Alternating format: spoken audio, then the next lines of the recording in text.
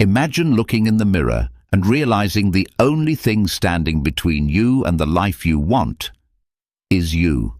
Not your boss, not your parents, not your past, just your own excuses. Harsh? Maybe. True? Absolutely. But let me ask you this. How many times have you said, "I'll start tomorrow"? How many times have you blamed the situation, the timing, or someone else for why you didn't follow through? You say you want to be disciplined, focused, and strong, but then you hit snooze, scroll your phone, and waste hours you'll never get back. The truth is brutal. No one cares about your excuses. The world will not pause because you're tired or unmotivated. You either get it done or you don't. You either build discipline or you stay stuck. Today, that changes. You're going to learn 12 powerful Stoic habits that will help you stop making excuses and start living with purpose. These aren't just motivational quotes. They are daily actions that will sharpen your mind, strengthen your will, and give you back your power. But before we begin, I want you to do something bold. Write this in the comments. No more excuses. I am building discipline. I am Stoic. This isn't just a sentence, it's a declaration, a line in the sand, the beginning of a new mindset. So write it down, say it out loud, feel it in your chest. Now let's begin, because no one's coming to save you. It's on you now. Number 1, develop silent accountability. Stop talking, start doing. That's the mindset of a disciplined person. How many times have you told someone your plans just to feel a little better about yourself? I'm going to start working out. I'm going to write that book. I'm going to quit this habit. And how many times did nothing actually change? You don't need to raise your hand every time you decide to improve. You don't need to post about it. You don't need likes, claps, or comments. Because here's the truth. Every time you speak about your goal just to get validation, you're feeding your ego instead of your soul. You're chasing attention when you should be chasing progress. Silent accountability is the opposite. It's private. It's powerful. It's built not on words, but on actions. You keep your plans to yourself. You set the goal, and then you track the progress. Not for the world to see, but for your own mind. You don't shout what you're going to do. You whisper it to yourself. And then you get to work. Epictetus once said, "Don't explain your philosophy, embody it." That's the essence of silent accountability. Live your values. Prove them. Not through your words, but through your consistent effort. The world is loud. People are always announcing things, making promises, starting things they never finish. You want to be different? Then be quiet. Let your work speak louder than your voice ever could. Ask yourself this: why do I feel the need to tell people my goals? Is it because I want support, or because I want praise? Is it because I need help, or because I want to be seen? Be honest. If your answer is more about being noticed than being disciplined, then you're on the wrong path. Discipline is built when no one is clapping, when no one is watching, when it's just you, your plan, and your willingness to follow through. Here's how to build silent accountability in your life. First, write down your goals, not on a post, not on a tweet. Write them in a notebook, a journal, somewhere private. This is your agreement with yourself, not with the world. Second, break the goal into daily actions. Don't think in months, think in today. What can I do today to move one step closer? That's what matters. Third, track it, measure it, reflect on it. Each night, ask, did I follow through today? No excuses, no distractions, just the truth. If the answer is no, good. You just found where you need to improve. Learn from it. Get better. If the answer is yes, great.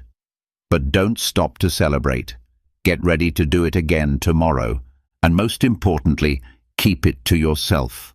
Let your results do the talking. Let the people around you notice the change without you saying a word. That's real power. That's real discipline. Think about a mountain. It doesn't announce itself. It doesn't move. It just stands tall, day after day, unmoved by praise or criticism. That's what you want your discipline to be like. Steady, quiet, unshakable. And remember this, talking about your goals creates pressure. You start to perform. You start doing things to be seen instead of doing them to grow. And that's the danger. Because what happens when no one's watching anymore? What happens when the likes stop? You stop too. Because the fire wasn't real. It was borrowed. It was fueled by attention, not by character. But when your drive is internal, when it's just between you and your purpose, then nothing can stop you. No praise can distract you.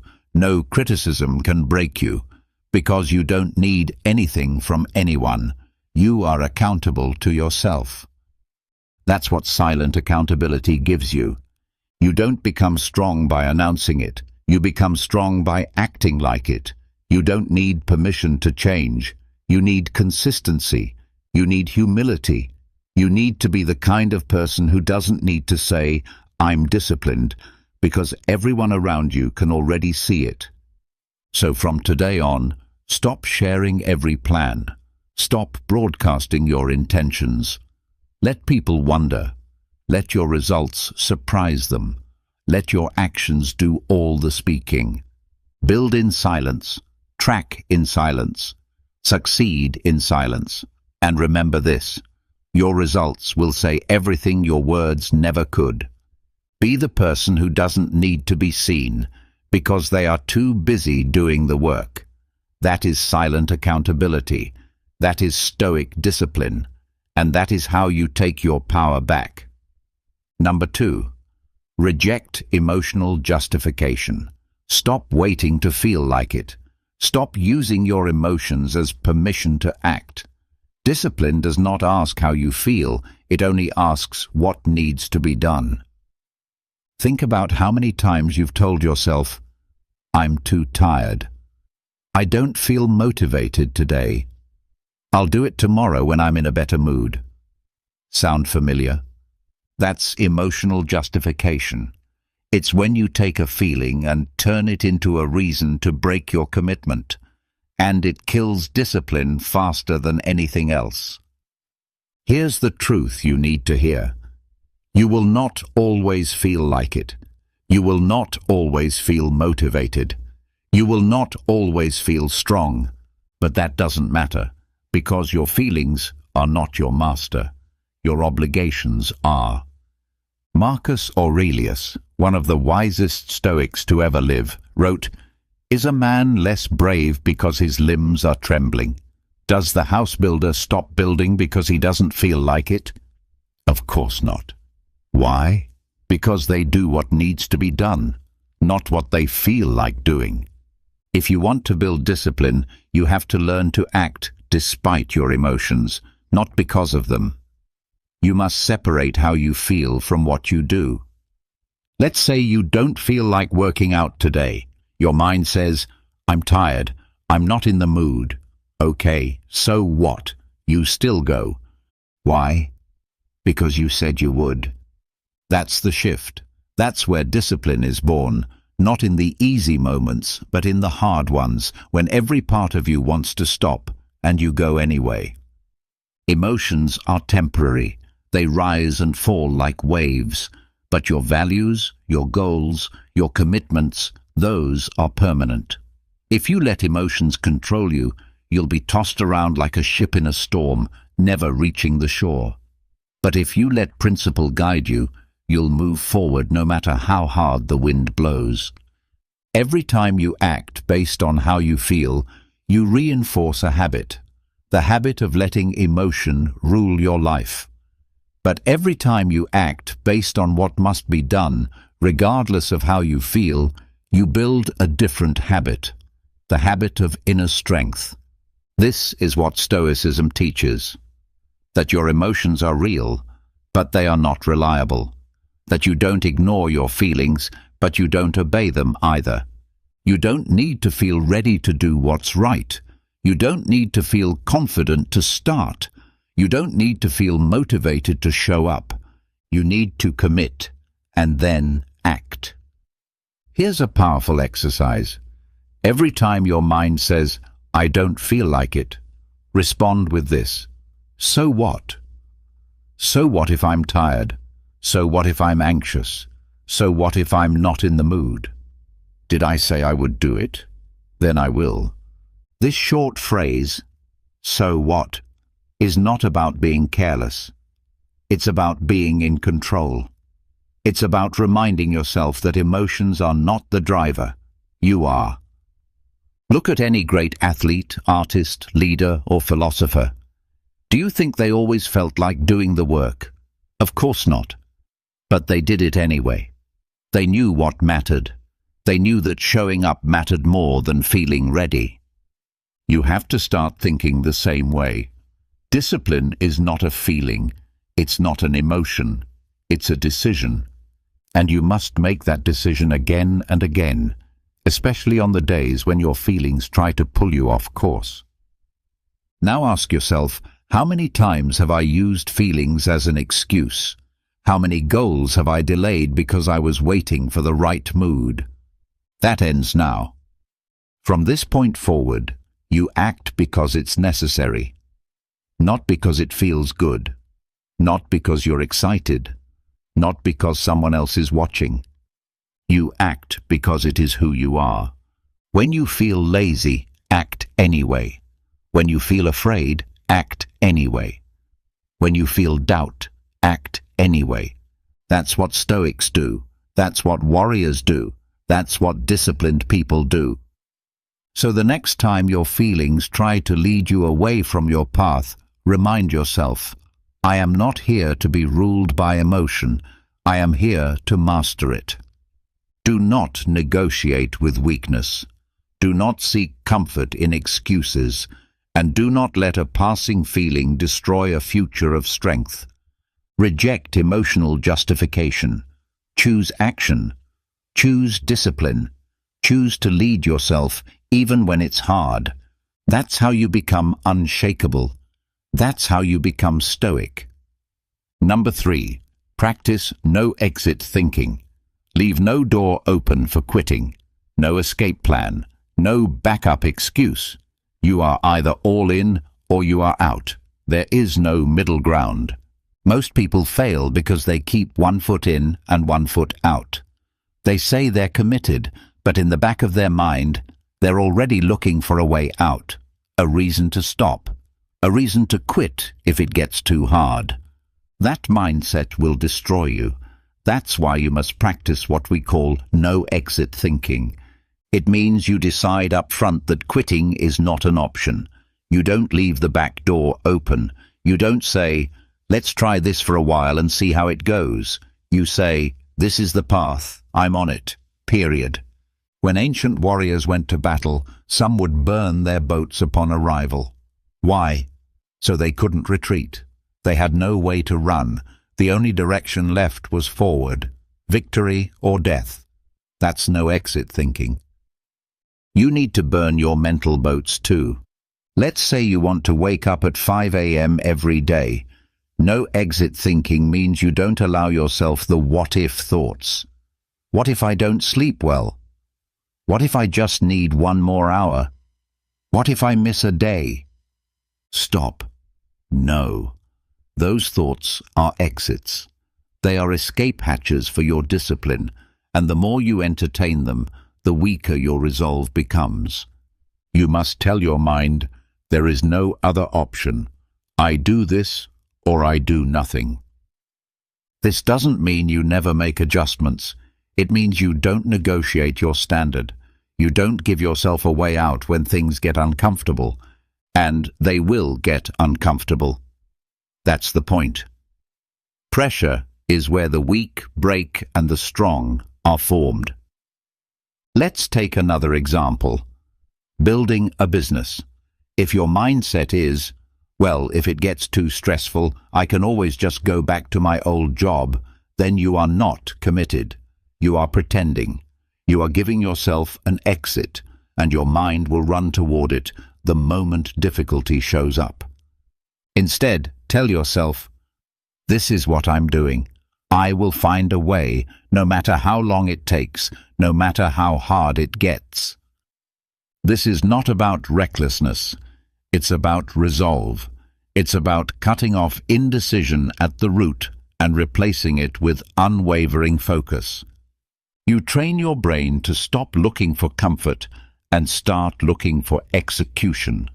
When your brain knows there's no other choice, it stops wasting energy on excuses and starts finding solutions. This is how elite performers think. This is how the Stoics thought. Marcus Aurelius didn't sit on the throne and wonder if he should be emperor today or take the day off tomorrow. He didn't leave himself a mental exit when Rome was under pressure. He did his duty because there was no other option.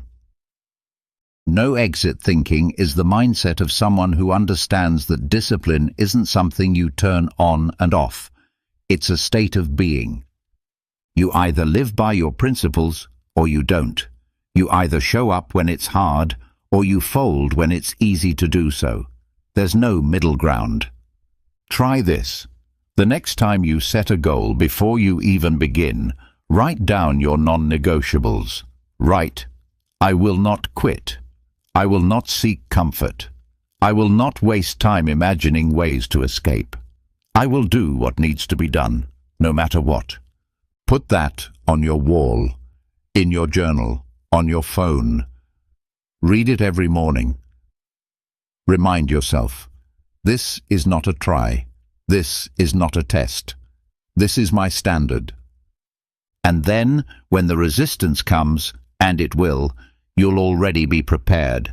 You won't waste time asking yourself, should I keep going? You'll already know the answer. There is no exit. There is no retreat. There is only forward. This is what makes a person powerful.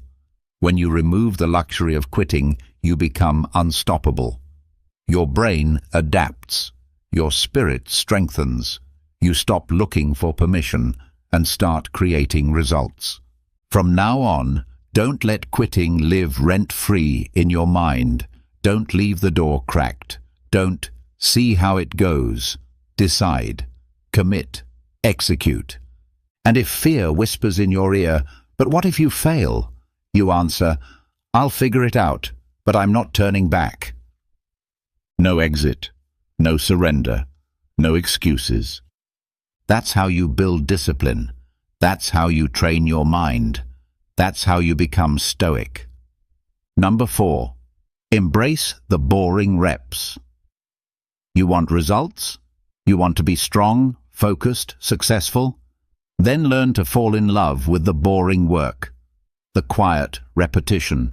The tasks that don't impress anyone but build everything. That's where discipline is born. Not in the big moments, not in the highlights, not in the motivation videos or when people are watching. Discipline is built in silence, in the dull, ordinary reps that no one else wants to do. Let me ask you something. Can you show up when it's no longer exciting? Can you stay consistent when the results are slow and the work is repetitive? Can you keep doing the same thing every day, not because it feels good, but because it's necessary?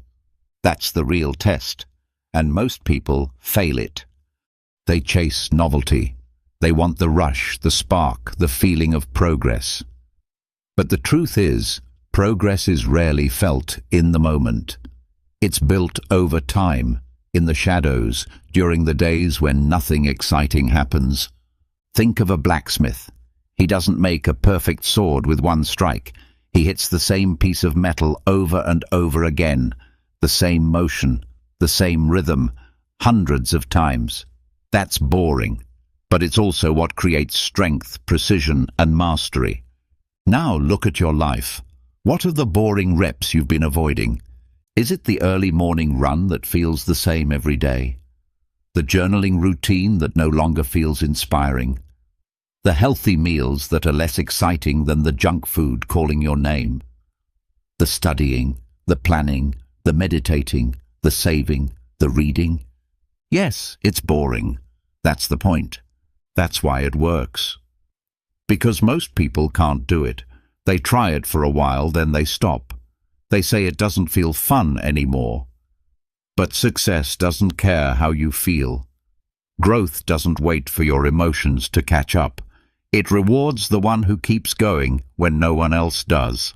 Repetition is the path to excellence, and it's boring for a reason, because that's how the mind gets trained. That's how skill gets sharpened. That's how discipline is wired into your nervous system. The Stoics understood this. Epictetus didn't teach grand one-time acts of virtue. He taught small, repeated habits, again and again, until they became second nature. That's how a Stoic lives, not by acting once with greatness, but by showing up every single day with intention. You must think the same way. Stop looking for excitement. Stop needing your habits to entertain you. Your habits are not there to amuse you. They are there to transform you. Every time you do a boring rep, you are telling your mind, I'm not here for dopamine. I'm here for discipline. You are saying, this is who I am now. I do the work, even when it's dull, even when it's invisible, even when it's thankless. And if you can do that, if you can show up with the same focus and effort when no one is clapping, then you've already won. Because that's what separates the few from the many. The many quit when it gets routine. The few get stronger. The few become unstoppable. So from today forward, I want you to look at your routines differently. I want you to take pride in the boring reps, the quiet workouts, the daily reading, the slow progress, the unchanged routines. Because every time you repeat them, you are building something deep inside you, something no one can take away. Think of the boring reps as bricks. Each one may look small on its own, but over time they build a fortress of strength, a foundation of discipline, a mindset that doesn't crack under pressure. And one day, people will look at your life and ask, how did you get so focused? How did you become so consistent? And your answer will be simple. I did the boring work, every day, without fail. So don't resist the repetition. Don't escape the monotony. Embrace it. That's where the edge is. That's where most people fall off. But not you. You're not here to be entertained. You're here to be excellent. So show up. Again, and again, and again. Not because it's fun. Not because it's fast, but because boring is where greatness is built. Embrace the dull, welcome the grind, love the repetition. That's how you build something that lasts. That's how you become someone unbreakable. That's how you live like a Stoic. Number 5. Use time anchors instead of motivation. Stop relying on motivation. It's not dependable. One day it's high, the next day it's gone. And if your discipline is built on how you feel, it will collapse the moment life gets hard. You already know this. You've felt it. The rush to start something new, followed by the slow fade into old habits, all because you were waiting to feel ready again. But here's the truth. You don't need motivation. You need a system. That system begins with something simple and powerful. Time anchors. This is how you take back control of your habits and your routine, without needing inspiration or energy. Time anchors are fixed parts of your day that already happen no matter what.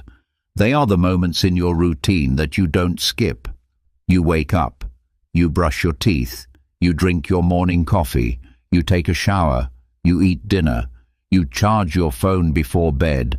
These are not optional. They are part of your rhythm, your daily structure. Now imagine if you used those moments as anchors to lock in new, meaningful habits. You don't try to fit it in. You don't wait for motivation to hit. You simply connect one action to another, like links in a chain. Let's say every morning you brush your teeth. Right after that, you pick up your journal and write 3 things you want to focus on. No decision to be made. No battle with your emotions. Just a clean, direct connection. Teeth brushing leads to journaling. It becomes automatic. It becomes normal. It becomes who you are. That's the power of time anchoring. It removes the mental negotiation. It kills procrastination at the root. You don't need to ask yourself, do I feel like it today? Because that question doesn't even exist anymore. The habit is tied to something you were going to do anyway. This is how real discipline is built, not through bursts of motivation, but through deliberate design. The Stoics understood this long before modern science ever put it into words. Marcus Aurelius didn't write his reflections only when he felt inspired. He made it part of his morning process. He reflected daily, before the noise of the empire reached his door. It was anchored to the start of his day, and because of that, it was consistent. And because it was consistent, it changed him. You must think the same way. Look at your own life, your own patterns, your own schedule. Every day there are moments that repeat, moments that are stable. These are your anchors. This is where your discipline can be planted. Let's say you always drink coffee at the same time in the morning. You don't have to think about it. It's just part of your flow. That's your opportunity. Right after that coffee, you sit in silence for 5 minutes, or you do 5 push-ups, or you read 1 page of something that makes you wiser. Small action, big ripple, and you do it again tomorrow, and the next day, and the next. At first it feels forced, then it feels normal, then one day it feels wrong not to do it. That's the shift. That's what makes it automatic. You've removed emotion from the equation. You've removed choice. Now it just happens, because it's tied to something that always happens. This is how elite people build their routines. This is how soldiers train. This is how athletes sharpen their edge. They don't rely on hype or energy. They build habits into the very fabric of their day. So ask yourself, where in my day can I lock in a new habit? Not when I feel like it, not when it's convenient, but right after something I already do without thinking. That's the key. That's the formula. That's what separates amateurs from professionals. You don't need to hope for consistency. You create it through structure, through repetition, through design. And it starts by using what's already there. You already have a routine. The only question is, will you use it to build discipline, or will you let it stay passive and reactive? Discipline is not about intensity, it's about reliability. And if you anchor your habits to your daily life, they will become reliable. They will become part of you. From this moment forward, stop waiting to feel like doing the work. Start building a life where the work happens no matter how you feel. Use time as your tool. Use routine as your framework. That's how you remove resistance. That's how you create consistency. That's how you stop chasing motivation and start living with purpose. That's how you become disciplined. That's how you become stoic. Number 6. Set micro deadlines with teeth. Deadlines are only powerful when they mean something. Otherwise, they're just dates on a calendar. Empty promises. Easy to push back. Easy to ignore. Easy to break. Think about how many times you've told yourself, "I'll finish it by Friday," or "I'll get it done next week." And then what happened? Friday came, next week passed, nothing changed. Why? Because there was no pressure, no urgency, no consequence for failure. That's the problem with self-imposed deadlines.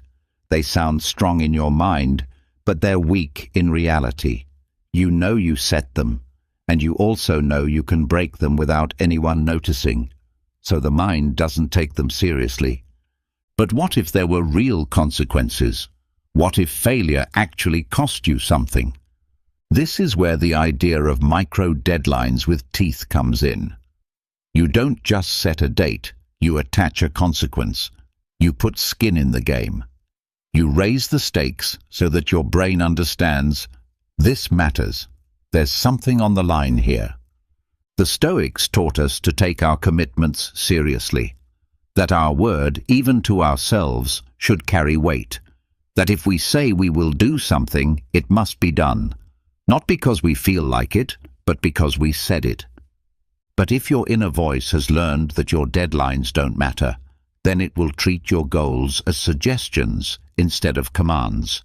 The only way to change that is to give your deadlines teeth, make them bite. So what does that look like? It means if you say you'll complete something by 8 p.m. tonight and you don't, you lose something. Maybe you donate money to a cause you don't support. Maybe you cancel your favorite show that night. Maybe you go without your usual comfort, like social media, fast food, or your weekend outing. That sting, that small consequence, that's what sharpens the edge of your discipline. It gives your deadline meaning, it creates urgency, and it forces your brain to treat the task seriously, not as a maybe, but as a non-negotiable. Now, here's the other part. The deadline must be micro, not "I'll do it this month," not "I'll finish by the end of the quarter." Too far, too abstract, no pressure. You need short, clear, tight timelines. Something that matters today, something that has to be done this week, something that your brain can see and feel immediately. The mind responds to urgency, and urgency comes when the window is small and the stakes are high. Micro-deadlines with teeth create that environment. Imagine waking up and saying, "I will write 500 words before 10 a.m., or I'll transfer $20 to someone who wants me to succeed, but will also hold me accountable if I don't." Suddenly, it's not a soft goal. It's a real one, with real pressure. And that's what builds real discipline. The kind that doesn't wait until the last minute. The kind that doesn't make excuses. The kind that learns to act now, not later. Marcus Aurelius reminded himself that time is limited, that life can end at any moment, that procrastination is a silent thief of purpose. He didn't wait for deadlines. He acted with urgency because he knew that delay was dangerous. You must adopt the same mindset. You must stop giving yourself soft commitments and start using firm, short, high-stakes ones. Make it matter. Make it real. Make it cost something. And if you miss the deadline, don't explain. Don't negotiate. Pay the cost. Feel the sting. And next time, you'll take it more seriously. That's how you rewire your mind to act with discipline. Over time, your brain will start to link deadlines with real follow-through. It will learn that when you say something, you mean it. That your word is a command, not a maybe. This builds trust with yourself, confidence, power, because now you're no longer just setting goals. You're meeting them day after day because there's no way around it. That's the energy of a disciplined person. That's the strength of someone who's decided that excuses are no longer welcome in their life. So from now on, stop setting soft deadlines. Stop making promises to yourself that cost nothing. Instead, set micro deadlines, with teeth. Let them bite. Let them pressure you. Let them drive you forward. This is how you get things done. This is how you become reliable. This is how you become stoic. Number 7. Adopt an identity over outcome mindset. Stop chasing goals that are disconnected from who you are. Stop saying, I want to be fit, or I want to wake up earlier, or I want to be more focused, and then wondering why the motivation fades after a few days. The truth is simple. If your actions are only driven by external outcomes, they won't last. But if your actions are tied to your identity, to who you believe you are, then they become natural, automatic, sustainable. There's a massive difference between trying to change your behavior and becoming someone new. The person who says, I want to work out so I can lose weight, is outcome-focused. The person who says, I work out because I am a disciplined person, is identity-driven. Do you see the difference? One is reaching for something they don't yet believe they are. The other is acting out of who they've already decided to become. Discipline becomes easier. Not when the task becomes easier, but when you stop seeing it as separate from who you are. You're not forcing yourself to act. You're simply expressing the identity you've already claimed. This is what the Stoics understood better than anyone. Marcus Aurelius didn't say, I want to be a wise man. He reminded himself, I am the ruler of an empire. I must think with reason. I must act with virtue. His discipline wasn't tied to a goal. It was rooted in his identity. He was the kind of man who chose principle over comfort. That's what kept him on the path. Now ask yourself, what kind of person are you becoming? What story are you telling yourself about who you are? Because whether you realize it or not, your daily actions are shaped by that story. If you believe, I'm lazy, you'll act like it. If you believe, I can't focus, your brain will search for ways to prove that true. But if you shift your identity, even slightly, your habits begin to shift too. Try this. Instead of saying, I'm trying to build discipline, say, I am a disciplined person. Say it even if you don't fully believe it yet. Say it until your brain begins to accept it. Then act in alignment with it. Every time you do the right thing, wake up on time, say no to a distraction, follow through on a plan, you're casting a vote for that identity. You're proving to yourself that it's real. This is not about perfection. It's about consistency. Every vote counts. Every action adds weight. And over time, the identity becomes unshakable. You're no longer trying to be someone. You are someone. So the goal is not just to run a marathon. The goal is to become a runner. The goal is not just to meditate once a week. The goal is to become someone who values stillness. The goal is not just to read more. The goal is to be someone who learns every day. When your identity leads, discipline follows. And this shift doesn't just change how you act, it changes how you see difficulty. A person chasing an outcome says, this is hard. Maybe I'm not cut out for this. A person living their identity says, this is hard, but I keep going because this is what I do. One gets discouraged and stops. The other keeps moving forward, even when it's boring, painful, or uncertain.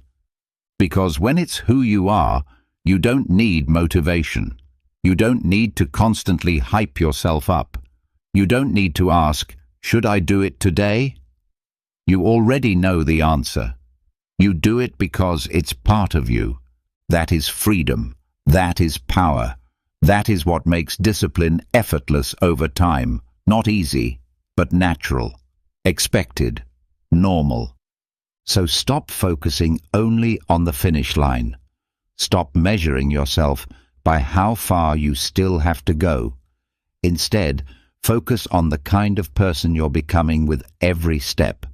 Say it out loud if you need to. I am a disciplined person. I am the kind of person who shows up. I am the kind of person who follows through. And then prove it, one action at a time. Not to anyone else, just to yourself.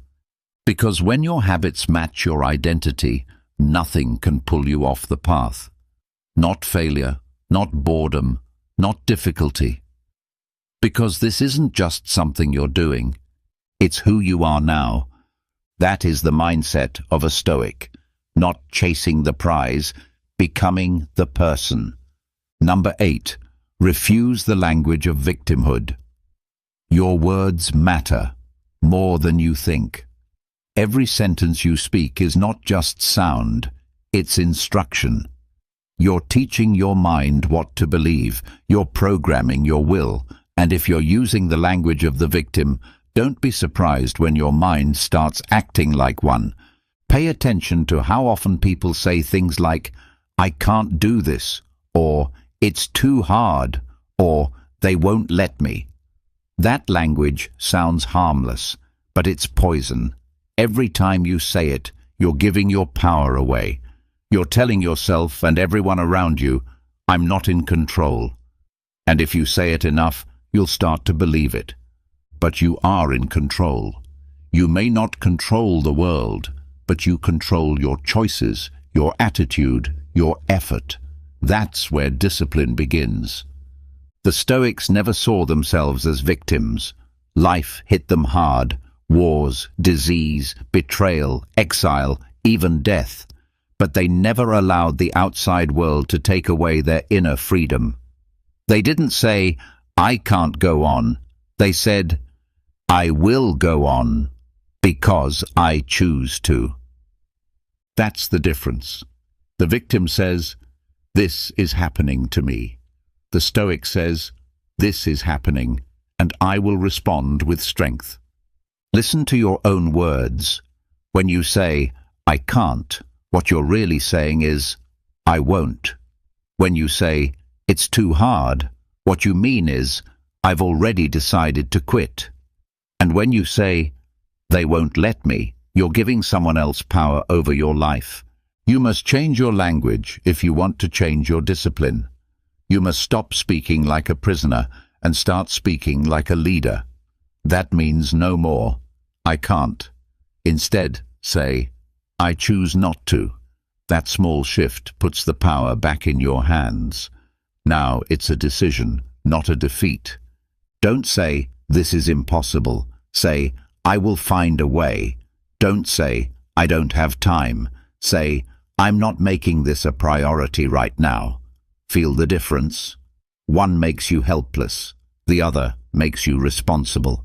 And yes, responsibility is heavy, but it's also freeing. When you stop blaming your past, your parents, your job, your circumstances, or your emotions, you finally see the truth. You are not stuck.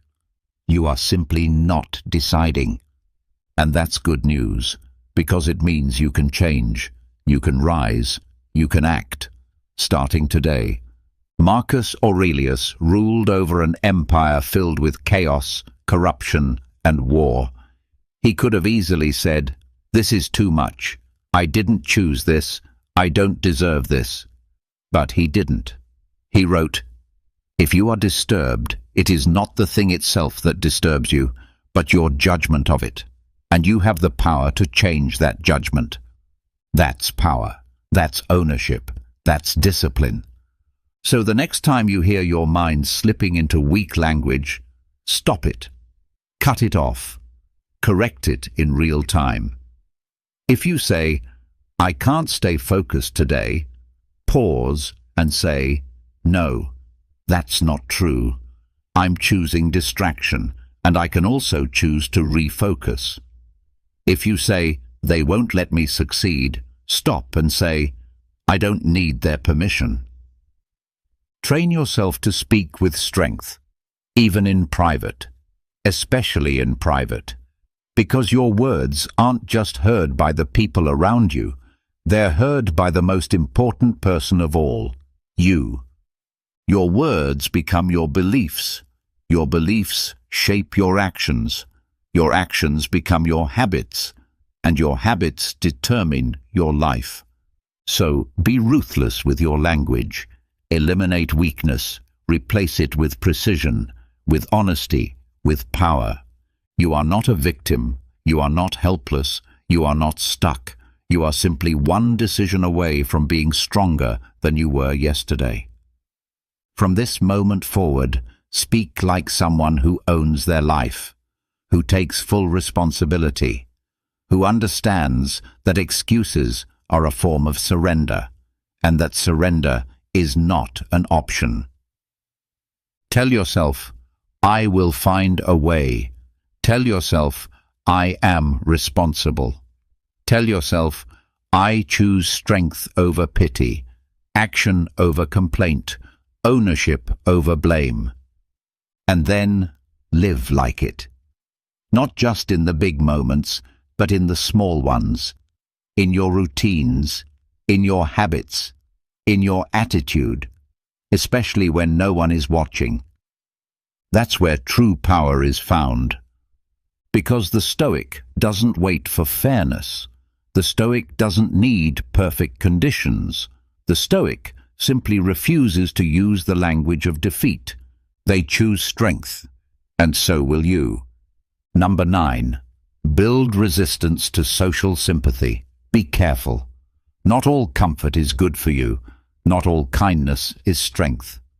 Sometimes the most dangerous thing isn't criticism, it's sympathy.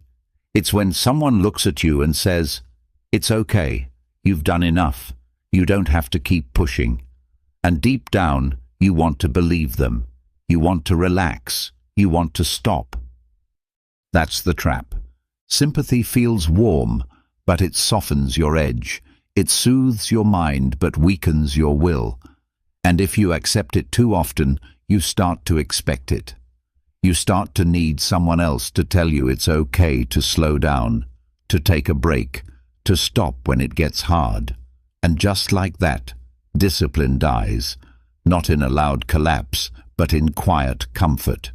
You have to train yourself to resist this, to recognize when someone's words, even if they come from love, are leading you off your path. This doesn't mean you push people away. It means you stay alert. You stay committed. You keep your mission clear, even when others try to pull you into comfort for your own good. You must know this. Not everyone understands your standards. Not everyone shares your mindset. They might see your discipline and call it too much. They might see your effort and say, "Why are you trying so hard?" They don't say it to hurt you. In fact, they may say it because they care about you. But caring and clarity are not the same thing. And comfort is not always love. A Stoic doesn't train for applause or approval. A Stoic trains for truth, for virtue, for the strength to do what's right, even when others don't understand it. There will be days when you feel exhausted, when your friends or family see you struggling and say, "Just take a day off, you've earned it."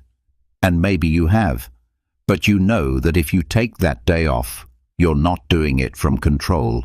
You're doing it from weakness. You're doing it because someone gave you permission to step away from your standard. And if that becomes a pattern, your standard starts to erode. Little by little, moment by moment, you become someone who used to be disciplined.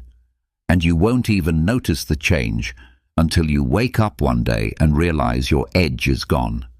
So what do you do instead? You listen, but you don't follow. You hear the sympathy, but you don't absorb it. You thank people for caring, but you don't let their comfort override your commitment. You remind yourself, "I'm not doing this for approval. I'm doing this because it matters." Marcus Aurelius didn't become one of the most respected emperors in history by doing what felt good. He was surrounded by power, wealth, and people telling him to enjoy it all. But he stayed focused. He stayed firm. He didn't give in to the voices that said, "You deserve to relax." He reminded himself day after day that he was not here to be pampered. He was here to serve, to lead, to live with discipline and reason. You're not here to be pampered either. You're here to grow, to sharpen, to become the kind of person who stays strong even when softness is offered to you. Of course, you're human. You will get tired. You will feel the weight, but you must learn to carry that weight without needing to be told it's okay to drop it. Because most people will tell you that, not out of malice, but because most people live below their potential, and when they see you rising, it makes them uncomfortable. It exposes what they're avoiding in their own lives. So they soothe you.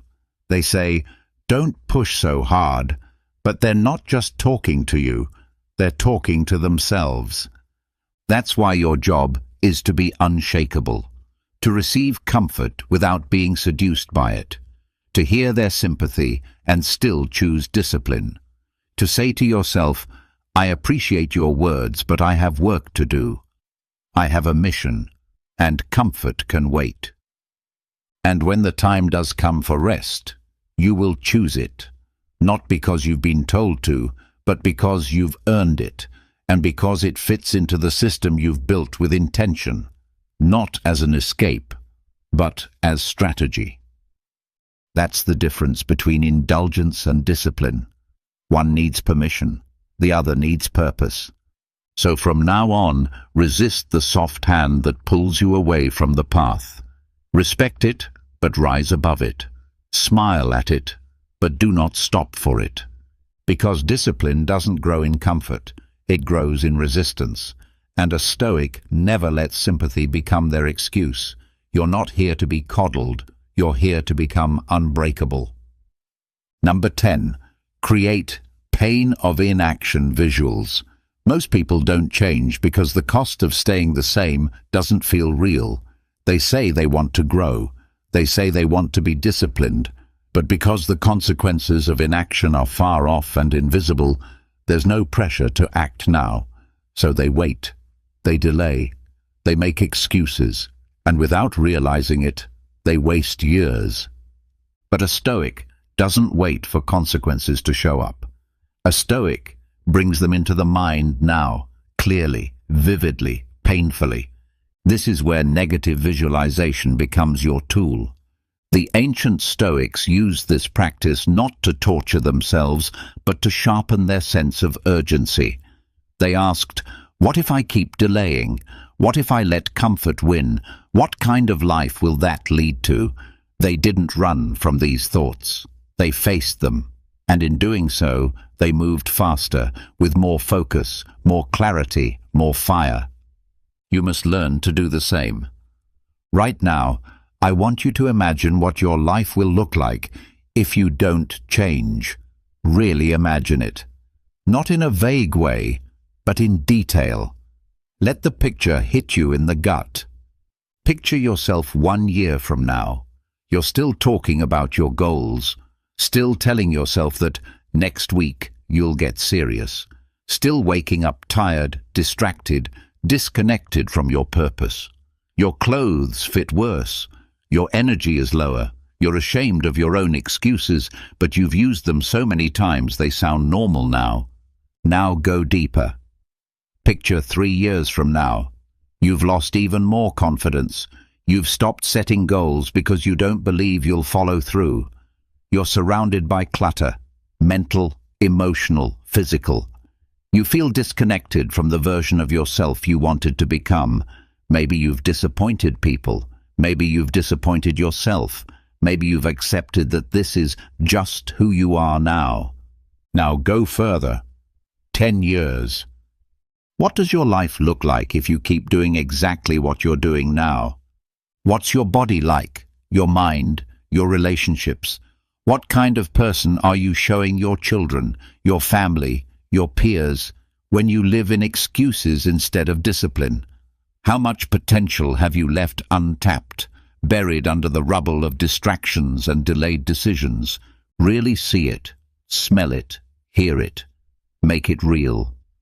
Because that is the cost of inaction, not just missed goals, not just a few bad habits, but a slow death of purpose, a quiet collapse of who you were meant to be. Now here's the truth that most people ignore. You are creating that future right now by what you choose today. You are either walking toward the disciplined, focused version of yourself, or you are drifting further away from it. There is no pause button. Time keeps moving, whether you act or not. The pain of discipline is real, but it is sharp, short, and strengthening. The pain of inaction is slower, quieter, but it lasts forever, and it rots you from the inside out. This is why you must make the cost of inaction emotional, vivid, personal. If you don't, your mind will forget. It will return to comfort, and comfort will lie to you.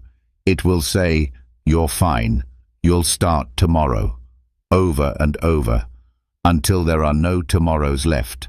So use this tool. Sit in silence.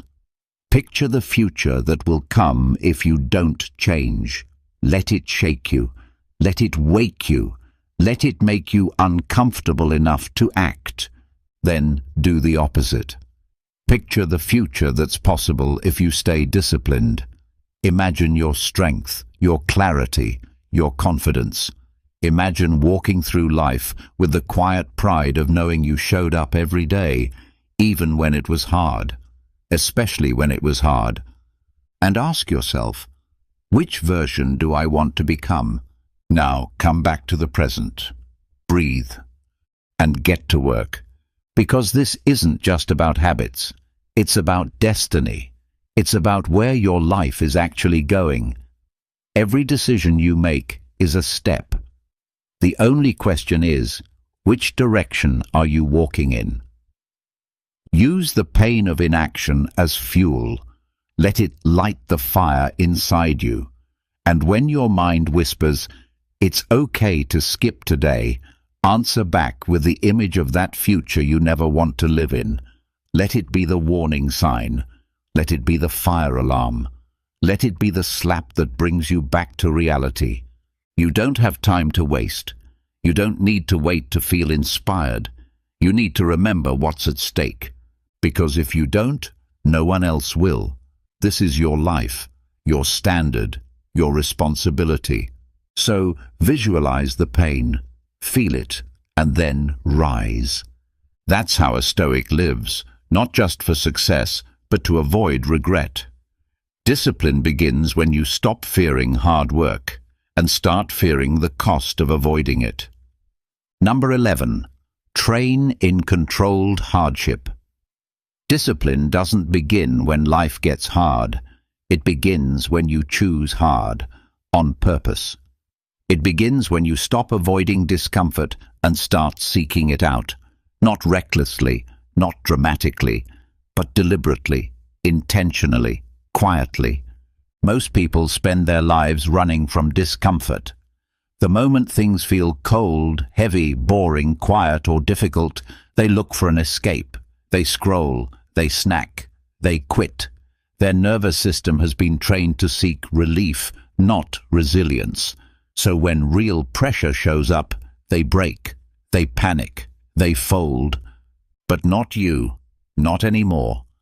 A Stoic does not wait for the world to create pressure. A Stoic creates it for himself, on purpose, in training, in daily life, in small moments of chosen discomfort that forge inner strength. This is the art of controlled hardship. You don't need a crisis to get stronger. You don't need tragedy to become tough. You need simple, repeatable practices that expose you to friction, so you can stop being afraid of it. You make the hard thing familiar, and when it becomes familiar, it becomes manageable, even normal. Think of cold showers. Most people avoid them like pain itself.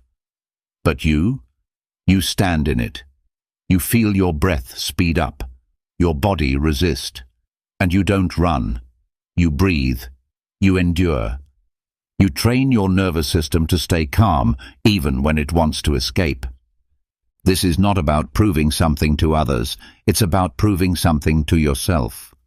You fast for a day, not because you want to lose weight, but because you want to feel hunger without fear.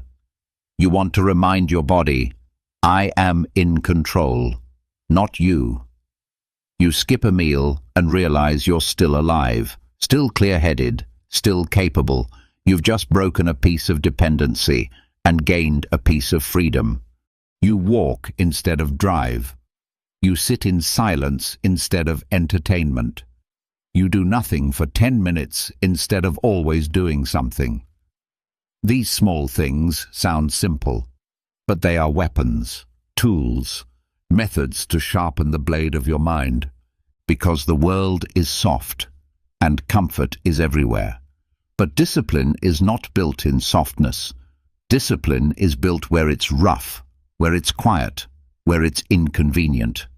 And if you want to be the kind of person who doesn't panic when life punches you, you need to practice taking hits every day, on purpose.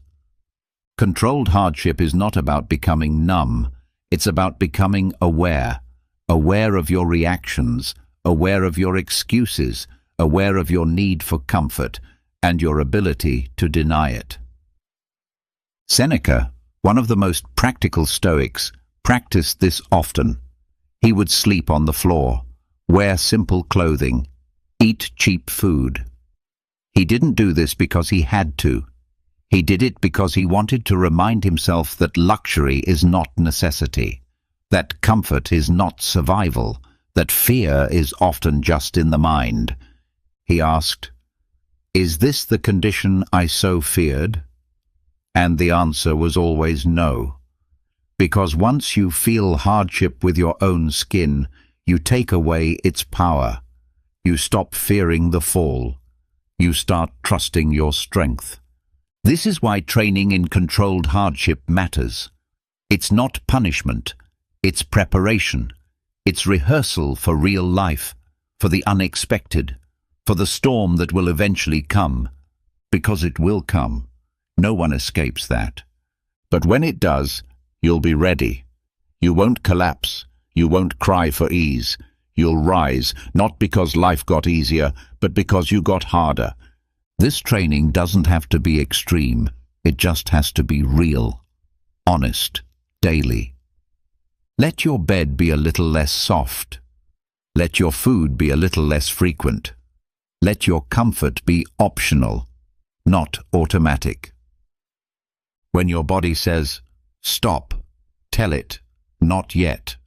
When your mind says, "This is too much," tell it, "I've felt worse." When the world says, "Take it easy," tell yourself, "This is where I grow." Controlled hardship is not cruelty. It is self-respect.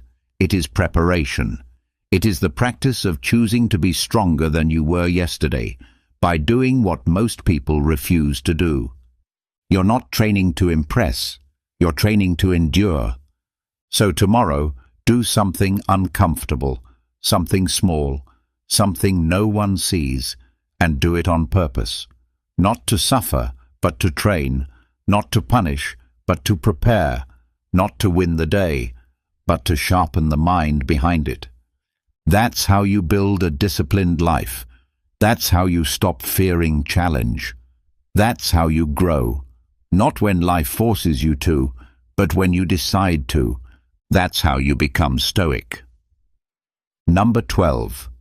Kill the excuse loop at its source. Excuses don't come out of nowhere.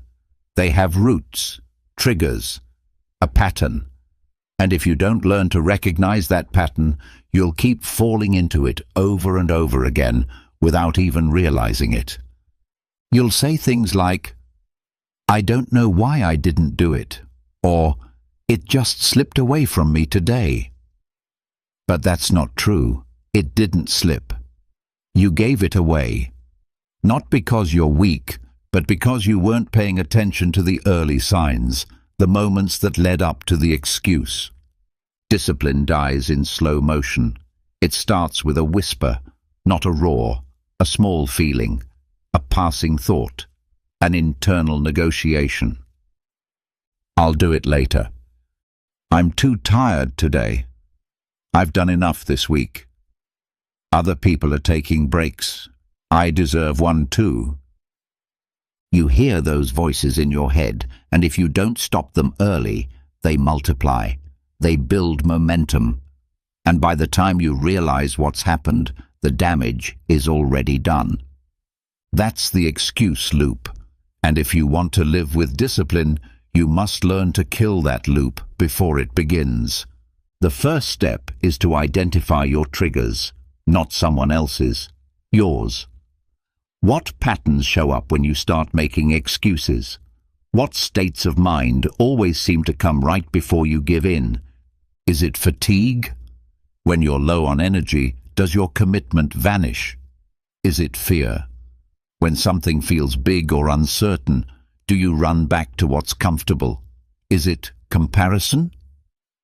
When you see someone doing better than you, do you start to doubt yourself and stop showing up? You already know the answers. You've seen the loop. You've lived it, and that's good, because once you name it, you can beat it. The Stoics believed that self-awareness was one of the most powerful tools in life. They didn't just respond to the world, they studied themselves. They asked, what provokes me? What distracts me? What makes me weak? And what can I do to prepare for it? That's what you need to do now. Create a battle plan, not for when the excuse is already screaming in your head, but for when it's still quiet, still small, still beatable. If you know fatigue is your trigger, then don't wait until you're drained to decide what to do. Decide now. Set a rule. When I feel tired, I will still show up, but I'll simplify the task, not skip it. That way, you stay in motion. You keep the chain unbroken. You don't give in to zero. If fear is your trigger, build a response that grounds you. Remind yourself, fear is a signal, not a stop sign. I can act with fear. I don't need to wait for confidence. And if comparison is your trigger, train your eyes to stay on your path. Tell yourself, someone else's pace does not change my purpose. I'm here to finish my own race. This is how you kill the excuse loop at the root. You don't wait to feel strong. You plan for the moment when you'll feel weak, and you decide ahead of time how you will respond. Because if you don't decide now, your mind will decide for you later. And in that moment, it will choose comfort. It will choose ease. It will choose the excuse that it has used 1,000 times before. You must break the pattern, not with willpower, but with strategy. You are not undisciplined. You are just unprepared. But you can change that, right now. Sit with yourself and ask, what are the top 3 situations that lead to excuses in my life? Be honest. Don't judge. Just observe. Then choose your response. Write it down. Memorize it. Repeat it. So when the excuse shows up, you won't be caught off guard. You'll already have the answer. This is what Stoic discipline looks like. Not just pushing through, but preparing wisely. Not waiting for the storm, but training for it. You won't always feel motivated, but you can always feel ready. You won't always feel strong, but you can always have a plan. And the moment that plan is in place, you shift from being reactive to being proactive. That's the difference between the average and the elite. The average person waits to feel like doing the right thing. The elite person prepares to do the right thing no matter how they feel. So kill the excuse loop. Learn your triggers. Set your responses. And the next time that old voice whispers, just skip today, you won't even hesitate. You'll already know what to do. That's how you build discipline that doesn't break. That's how you become someone who doesn't wait for strength. You become it. That's how you live like a Stoic. Now you see it clearly. Excuses are lies, soft words that shield you from growth. And the truth is this: no one cares about your excuses, not the world, not your competitors, and not the future you that's counting on your discipline. What matters is what you do when no one's watching. What matters is how you respond when things get hard. Discipline isn't built through talk. It's built through silent accountability, through killing comfort, facing the boring reps, choosing identity over outcome, and refusing to let emotion or weakness lead the way. 12 habits, 12 tools, one mindset. I am not a victim. I am not waiting. I am not quitting. You don't need more time. You need more commitment. You don't need more motivation. You need more action. And starting today, you will operate like a Stoic, not because it's easy, but because it's who you are now. Now, here's your challenge. Comment below. No more excuses. I build discipline. I am Stoic. Type it, mean it, repeat it until it becomes your code. This isn't just a comment, it's your first action. And if this message hits something in you, subscribe. Not because it's trendy, but because this is where people come to train, not escape. We're building warriors of the mind, and you're one of them now. Let's get to work. Why wait around for the world to change when you have the power to become the change yourself? Isn't it wiser to tend to your own inner world before attempting to rearrange the external one? In this journey we call life, turning inward and focusing on ourselves is not just important, it's essential for attracting the unimaginable into our reality. That's exactly why we've put together this video, filled with transformative lessons and thoughtful quotes that are meant to resonate deep within you. These are not just words, they are keys that can unlock what you once thought impossible. If this is your first time visiting the channel, I humbly ask for your support. Subscribe, like the video, and help us keep bringing content like this to those who need it.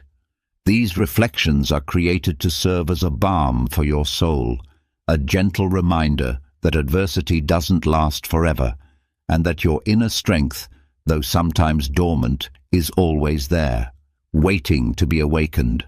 Let yourself absorb these powerful truths with an open heart and a receptive mind. Let them nourish your spirit and lift you out of the shadows. Together, we can turn darkness into light and summon the courage to keep moving forward. Before we begin, I have a challenge for you. Watch this video until the end. Don't skip a single moment. Somewhere among these reflections could lie the key to changing your life forever. Let's begin with the art of ataraxia. Step into the profound world of imperturbable calm. Ataraxia refers to a state of deep serenity, untouched by the storms of life. Picture yourself sailing through chaotic waters.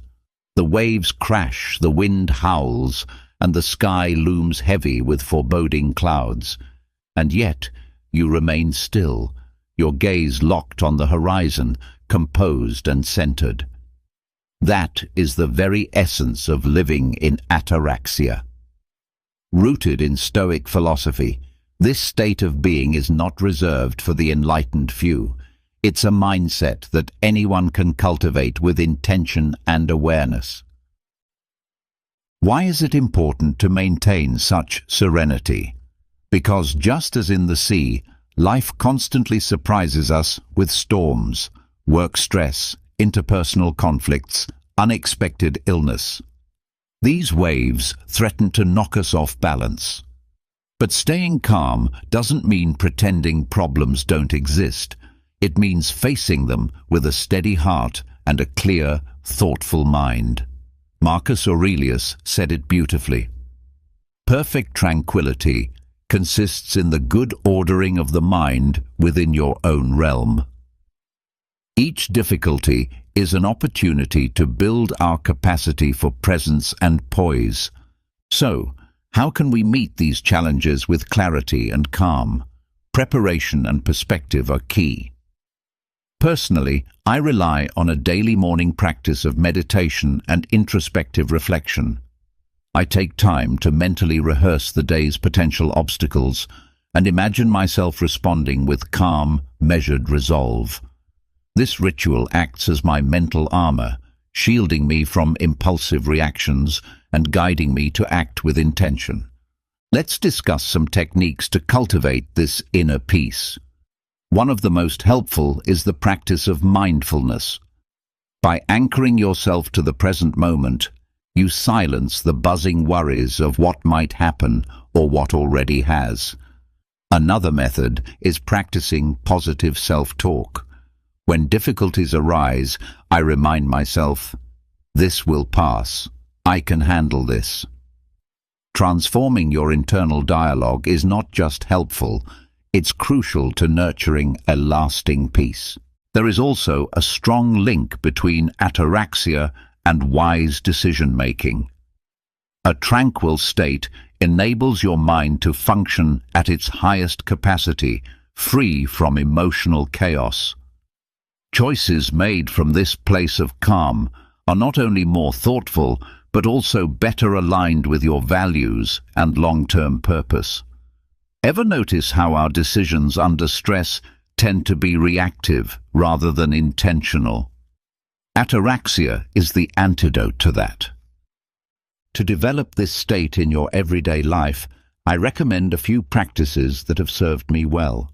One is negative visualization, a classic Stoic exercise. I regularly spend time envisioning worst-case scenarios and how I might respond. This not only builds my resilience, but also deepens my gratitude for the present moment. Another powerful tool is maintaining a gratitude journal.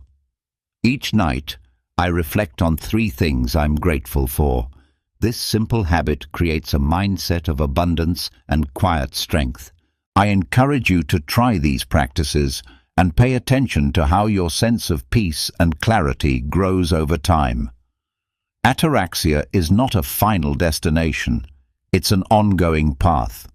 As Epictetus wisely said, "Don't ask for events to happen as you want them to, but wish for them to happen as they do, and you will find peace." This is the heart of ataraxia, and it's yours to claim. Now, let's move into the power of mastering the will. Imagine you're facing an obstacle that seems insurmountable.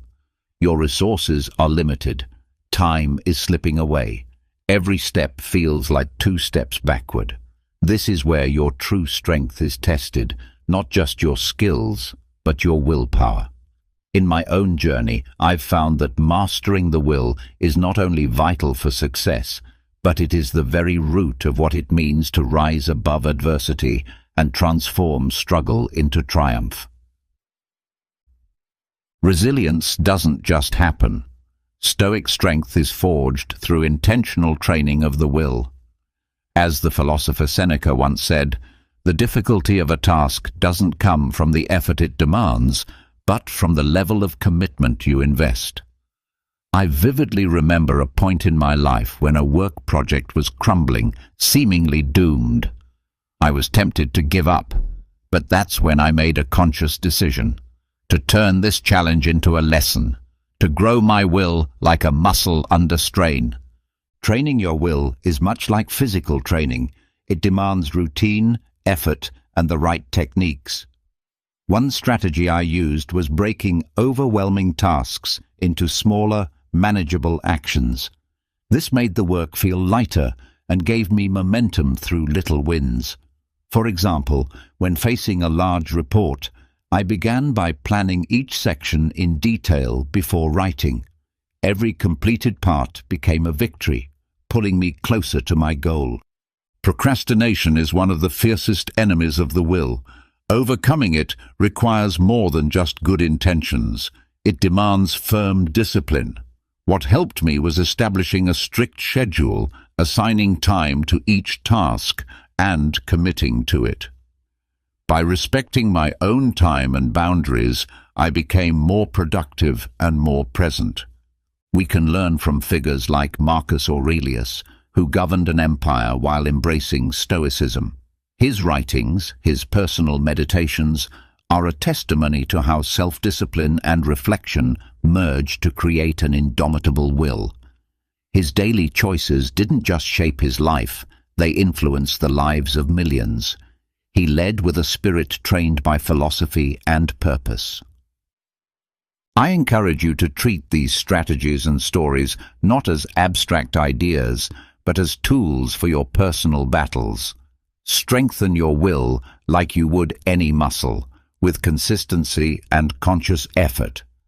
In doing so, you'll find that true power lies not in controlling others, but in mastering yourself and turning every obstacle into a stepping stone. Now, let's talk about acceptance and resilience. Imagine you're in the middle of a storm, not just any storm, but a life-altering one. The sky grows dark, winds howl around you, and everything you've built seems in danger of collapse. It's in moments like these that the wisdom of Epictetus rings loud and true. Strength isn't about resisting the wind, but knowing where to set your sails. So how can we apply this principle to our everyday lives? How do we cultivate acceptance and resilience? From my own experience, I've learned that acceptance doesn't mean surrender. It's not about giving up. It's about recognizing that some aspects of life are simply out of our hands. A few years ago, I lost a job that I loved due to budget cuts. At first, I felt hopeless, but I eventually realized that I couldn't change the company's financial situation. What I could change, however, was my response. That was the turning point. I began to view this loss not as an end, but as a chance to grow, to pivot, and to strengthen my inner foundation. That's what building a resilient mindset is all about, turning pain into possibility. And you can do it too. The next time you're faced with a difficult situation, ask yourself, what can I learn from this? Instead of focusing on the problem, shift your energy toward growth. Let each challenge teach you something new. This ability to navigate difficulties requires both mental flexibility and an open mind. Going back to my own experience, I made a conscious decision to use my free time wisely, to improve my skills and explore areas that had always sparked my curiosity but had been neglected due to a busy schedule. This not only boosted my employability, but also gave me a renewed sense of direction and purpose. Discovering strength in the midst of uncertainty is arguably one of life's greatest challenges. During these times, practices like meditation and quiet reflection become incredibly valuable. Each morning, I take a few minutes to meditate, focusing on the things I'm grateful for and the strengths I possess. This simple habit has helped me maintain focus and stay optimistic, even when the future feels unclear. Cultivating acceptance and resilience isn't something you master overnight. It's a continuous journey of learning and evolving. One exercise that's proven especially helpful to me is journaling. Every night, I write about the challenges I encountered during the day and how I responded to them. This not only highlights my progress, but also sheds light on areas where I can improve. As you can see, developing acceptance and resilience is a deeply personal journey, one marked by highs and lows. Yet, when we draw upon Stoic wisdom and commit ourselves to growth, we become capable of weathering any storm with grace and inner strength. Remember the powerful words of Marcus Aurelius, a giant of Stoic thought. Our life is what our thoughts make it. If you make your mind your ally, there will be no hardship you cannot overcome. Now, let's reflect on what it means to live in the present. Picture yourself walking through a peaceful park. Your eyes take in the lush green of the trees and the sky painted with cotton-like clouds. You breathe in deeply, feeling the fresh air fill your lungs. That simple moment is the true essence of being present, fully embracing life exactly as it unfolds. As Marcus Aurelius once said, "When you arise in the morning, think of what a precious privilege it is to be alive, to breathe, to think, to enjoy, to love." His words echo the heart of mindfulness. The ability to be entirely immersed in the now, without letting your mind drag you toward future anxieties or past regrets. But how do we actually achieve this presence? First, we must acknowledge how often our minds wander, either spinning stories about the future that rarely come true or rehashing past events we can't change. This not only drains us emotionally, but also blocks us from appreciating the current moment. This is where mindfulness becomes a powerful ally. Cultivating awareness of the present requires a shift in perception, a constant practice akin to strengthening a neglected muscle. For example, as I write these words, I focus on the sensation of the keys beneath my fingers and the soft rhythm of my breath. This allows me to become fully immersed in the process of writing. This practice extends to every part of life. When you eat, are you savoring each bite, or are you distracted by a screen? When speaking with others, are you truly listening, or simply preparing your next response? Mindfulness calls us back to the present again and again through small, intentional practices. One such exercise is conscious observation. Pick an object around you, a plant, a book, even your own hand, and observe it closely for a full minute. Notice its color, texture, and how light dances across its surface. You'll find that this simple act can quiet your mind and root you in the now. Another powerful practice is breathing meditation. Close your eyes and focus solely on your breath. Feel the air entering and exiting your lungs. If your thoughts drift, gently but firmly return your attention to your breathing. This not only grounds your awareness, but also strengthens your capacity to stay present.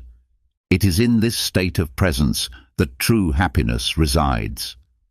Mindfulness releases us from the grip of regret and anxiety, enabling us to appreciate life more fully, moment by moment. It allows us to find peace, not in what could have been or what might be, but in what is. So I encourage you to embrace mindfulness not as just another task, but as a way of living with awe and gratitude. Remember, being present isn't something that just happens. It's a conscious decision, one that requires effort and commitment.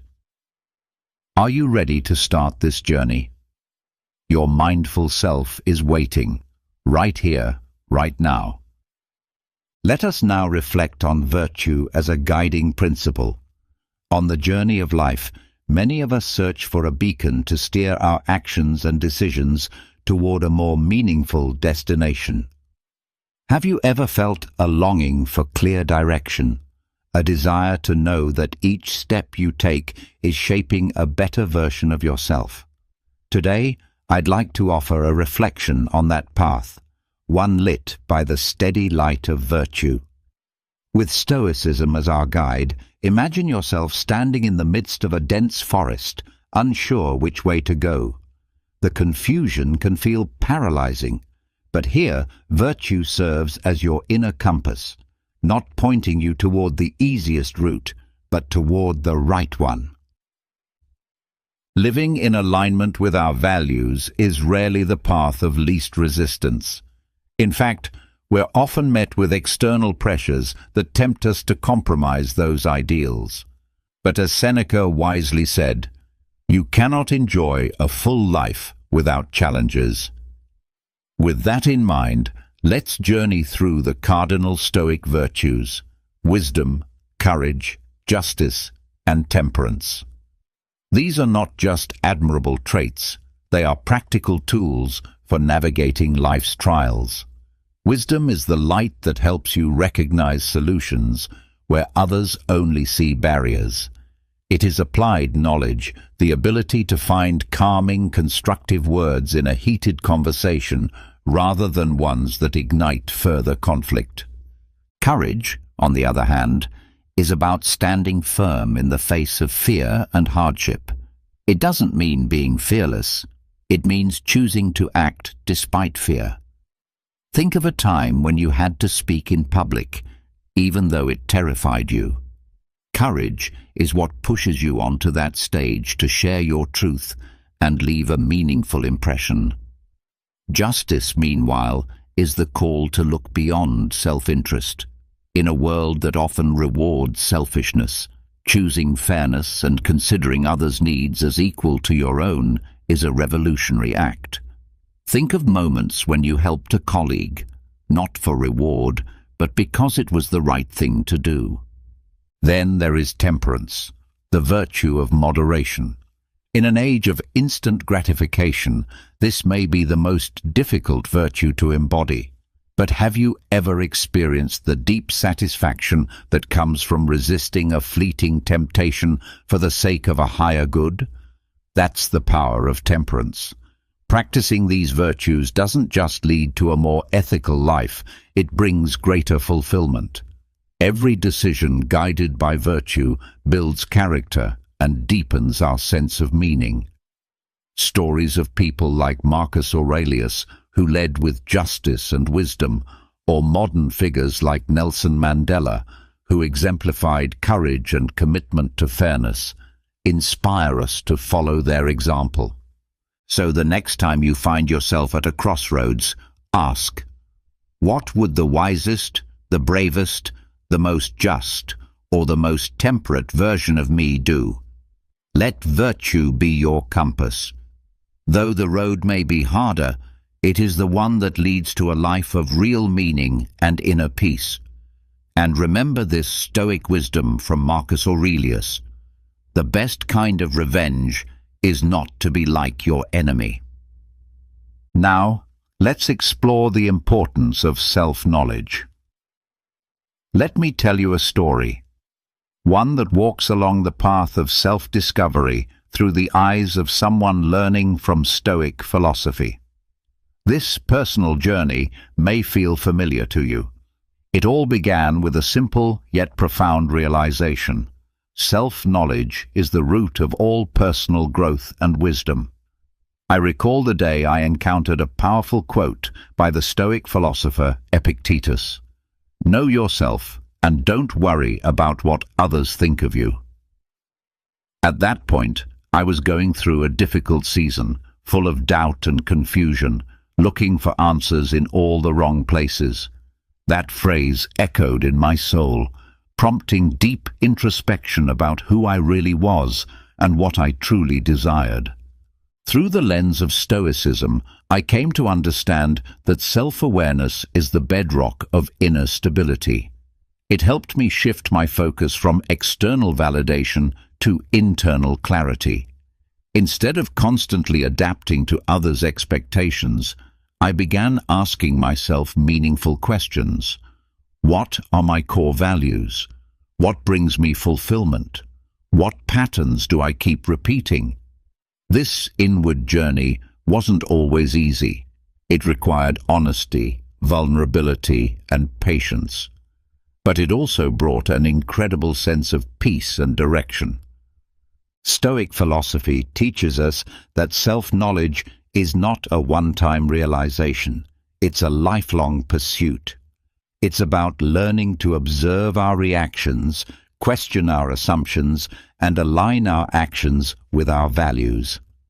With every insight gained, we grow stronger, more grounded, and more at ease with ourselves. And in that deepening self-awareness, we find the wisdom to navigate life with purpose, clarity, and grace. I came to understand that to face adversity with strength and balance, I first needed to know my own strengths and weaknesses. Have you ever truly taken the time to ask yourself what your true strengths are? Have you been completely honest with yourself about your weaknesses? This process of personal inquiry is crucial for any Stoic. Over time, I developed strategies to deepen my self-knowledge, one of which was the consistent practice of meditation.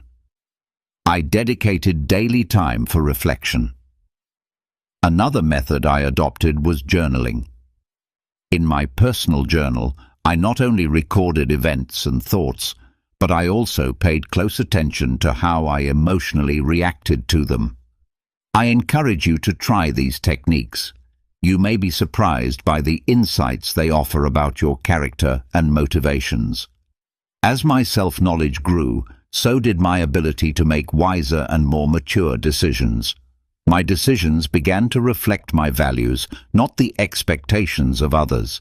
This freed me from much of the social pressure I once felt, allowing me to chart a more authentic path toward my goals. Imagine how it would feel to make decisions that align perfectly with who you truly are. One of the most effective exercises I found for enhancing self-awareness involved asking myself deep questions, especially in times of conflict. Instead of reacting immediately, I asked myself, what part of this situation is truly important for my growth? Am I acting in accordance with my Stoic principles, or am I being driven by fleeting emotions? This practice helped me better understand my motivations and align my actions with them. Through this introspection, every step, every decision became an opportunity to affirm my character and move closer to Stoic virtue. I encourage you to embark on your own journey of self-knowledge. It won't be easy, and at times looking deeply within yourself may feel disorienting. However, remember what Marcus Aurelius said, "The mirror of the soul is clear, but you must clean it to see the light of your true self." So, cultivate your mind, know yourself, and allow yourself to live a life of full science and authenticity. Dare to begin this journey towards self-knowledge. Your personal story could be just as revealing and transformative as the one I've shared with you. Now, imagine yourself in a difficult situation, one where it seems like everything around you is conspiring to test you. Your heart is racing, and you can feel the tension building in every part of your body. At this very moment, you have an opportunity to demonstrate one of the most powerful principles of Stoicism, the control of emotions. Let me share how I learned to remain calm during an emotional storm. A few years ago, I faced a significant personal crisis. My emotions were on the verge of overflowing, like powerful waves crashing against the cliffs. Yet, I remembered a phrase I had read in Marcus Aurelius's Meditations. You have power over your mind, not over external events. Realize this, and you will find strength. This simple yet powerful quote became my mantra during those moments of crisis. I applied a strategy I had studied in Stoic texts, the premeditated visualization of adversities, known as premeditatio malorum. Every morning before starting my day, I took a few minutes to visualize potential challenges and mentally rehearsed how I would respond to them calmly and rationally. This practice helped me mentally prepare for any adversity, making it easier to manage and regulate my emotions when the actual challenges arose. Another invaluable technique I adopted was emotional distancing, or what the Stoics refer to as objectification. Instead of saying, "I am angry," I changed my perspective and said, "There is anger present." This simple shift in how I framed my thoughts helped me realize that emotions are temporary and do not define my essence. I learned to observe my emotions as if they were passing clouds in the sky of my mind, rather than being swept away by them. Have you ever noticed how, in moments of intense emotion, it's easy to lose sight of our principles and react in ways that we later regret? This is where Stoic wisdom proves invaluable. The Stoics believed that true power lies in our ability to choose our response to any situation. While we can't control what happens to us, we can control how we respond to it. To maintain balance in any situation, the Stoics recommend returning to the present moment. For example, in the midst of a heated discussion, I pause and focus on my breathing, observing each inhale and exhale, which helps me return to calm. This simple act centers me and brings me back to the present, allowing me to respond from a place of reason rather than emotion. These strategies are not only useful in times of crisis, but are daily tools for cultivating serenity and inner strength. By practicing them, you not only enhance your own well-being, but you also become a beacon of calm for others. Remember, as Seneca said, the greatest part of progress is the desire to progress. I encourage you to adopt these Stoic practices in your daily life and witness how they transform your ability to manage your emotions and face life's challenges with wisdom. Imagine, every day when you wake up, the first thought that crosses your mind is one of deep gratitude, not for the material things you possess, but for the simple gift of life itself. You are grateful for the opportunity to breathe, to live, and for the possibilities that each new day brings.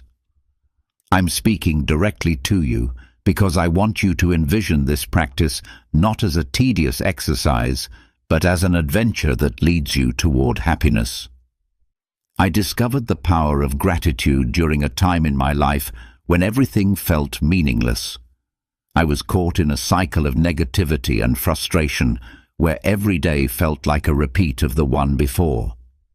But then I came across a quote by the Stoic philosopher Epictetus: "Only when we appreciate what we have can we truly be free." This simple quote shifted my perspective completely, and I began practicing gratitude daily. Every morning, before even getting out of bed, I took a moment to think of 3 things I was grateful for. At first, they were simple things: my health, a roof over my head, and food on the table. But over time, I started to notice the smaller, often overlooked blessings: a stranger's smile, the beauty of a tree on my walk to work, the peace of a quiet evening. These daily practices gradually transformed my outlook. I began to see that, no matter the circumstances, there was always something to be thankful for. And now I want you to pause and think. How many things do you overlook each day that deserve your gratitude? To cultivate an attitude of continuous gratitude, I began keeping a gratitude journal. Each night before bed, I wrote down 3 new things for which I was thankful that day, small things as well as big. I also worked to shift my internal dialogue. Whenever I caught myself thinking negatively about a situation, I consciously reframed it to find something positive. For instance, if I was stuck in traffic, instead of feeling frustrated, I reminded myself, this is a chance to listen to my favorite podcast. I started to connect gratitude with the Stoic mindset of acceptance. I realized that accepting things as they are does not mean resigning to them. It means recognizing their value without wishing they were different. In that acceptance, there is a deep peace, knowing that, while we can't control everything that happens to us, we can control how we respond. I encourage you to develop your own daily gratitude practice. Begin with something as simple as being thankful for each meal, every restful moment, and every enriching interaction. Remember, gratitude not only improves your own life, but it also has the power to positively affect the lives of those around you. When you express gratitude, even for the smallest things, you radiate positive energy. Gratitude is contagious. It's not just an emotion, but a powerful tool for happiness and well-being. As Marcus Aurelius, another great Stoic, said, "The quality of our days is defined by the appreciation we give them." Cultivate thoughts of gratitude and watch how your life transforms. I assure you, the journey is worth it. Now, imagine standing on the edge of a cliff. Before you, an abyss beckons, tempting you to step back in fear. But something deep within urges you to take the leap. This moment encapsulates the true confrontation with fear, the critical point where fear challenges you, but courage calls you forward. The decisions we make in life can have a profound impact. While I haven't literally stood on the edge of a cliff, I've found myself in situations that demanded a leap of faith. Moments when fear felt as tangible as the wind that whips against your face. To paraphrase Epictetus, a wise Stoic would remind us that it is only when we confront our fears that we uncover the true reserves of strength within us.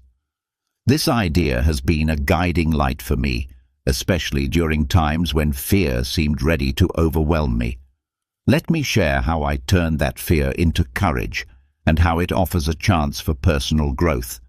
Each time I faced a daunting challenge, I realized that fear wasn't a roadblock, but rather a signal for my own growth. I vividly remember the first time I had to speak publicly. The fear of making mistakes and the anxiety over others' judgment were overwhelming. But as I confronted those fears, not only did I survive the experience, I also uncovered a passion for public speaking and a talent for communication that I didn't know I had. This made me realize that fear and growth go hand in hand. Facing and overcoming fear with stoic courage is essential. The secret lies in preparation and reflection. When fear appears, I take a moment to analyze what the worst-case scenario might be. I consider how likely it is that the feared outcome will actually occur. More often than not, I find that the catastrophe I imagined is far less likely than fear makes me believe. Preparing for even the most difficult scenarios has given me the strength to take action despite the fear. Fear becomes a driving force, not a barrier. Instead of letting fear paralyze me, I've learned to use it as a catalyst for progress. This transformation doesn't happen instantly or easily, but it's incredibly rewarding. Imagine fear as the compressed energy in a spring. When it is released, that energy propels you forward with renewed vigor. Confronting our fears is a necessary step toward realizing our potential. If we never faced the fear of failure, we would never discover new skills or strengths. Each fear we overcome brings us closer to the boldest versions of ourselves. At this very moment, you might be just one courageous action away from a completely transformed life. Consider inspiring examples of others who have turned fear into courage. Take Anna Torres, for example, a young woman who, despite her fear of the dark and confined spaces, joined a rescue team in caves.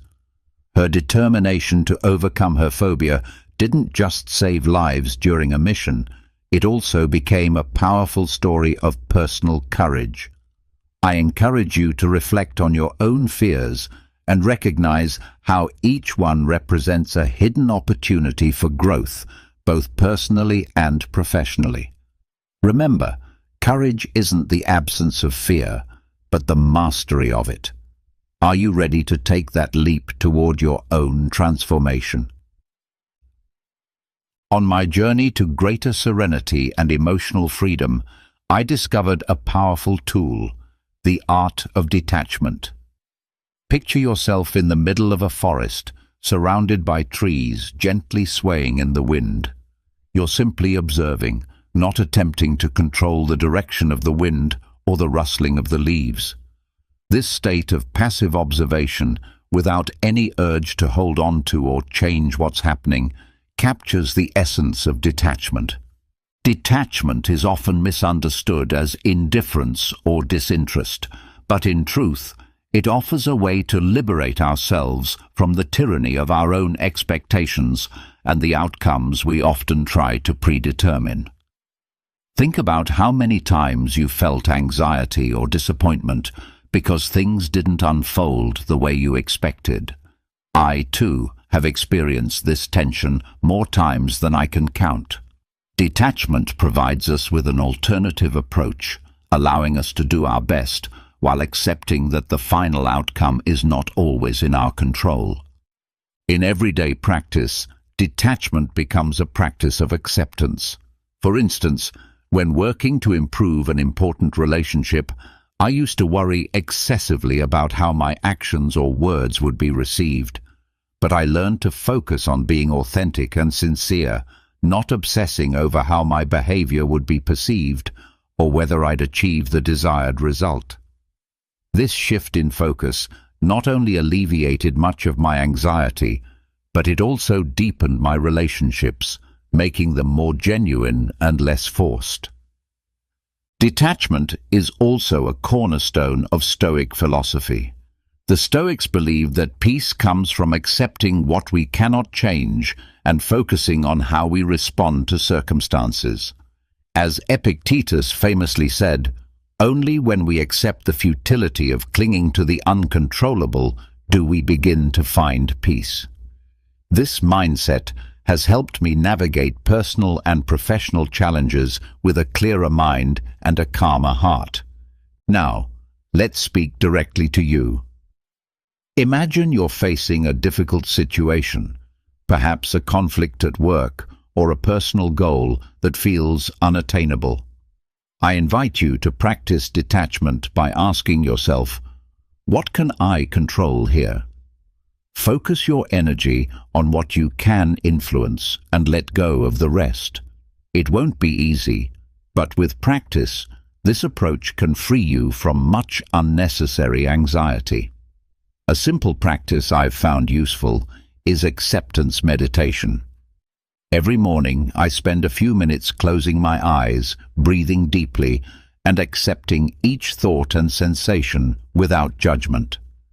This daily exercise strengthens my ability to apply detachment throughout the day. Detachment is not about indifference or lacking passion. It's about the wisdom of not being swept away by what is beyond our control. In the end, detachment frees us to live fully, accepting the natural flow of life with both grace and strength. Remember Marcus Aurelius's words, "Master your reactions, and you will have conquered your peace."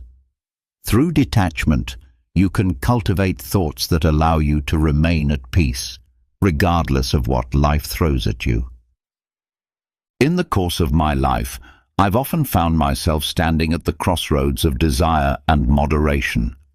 As the narrator of my own story, I want to share how finding balance between these two forces can lead us to a fuller, more meaningful existence.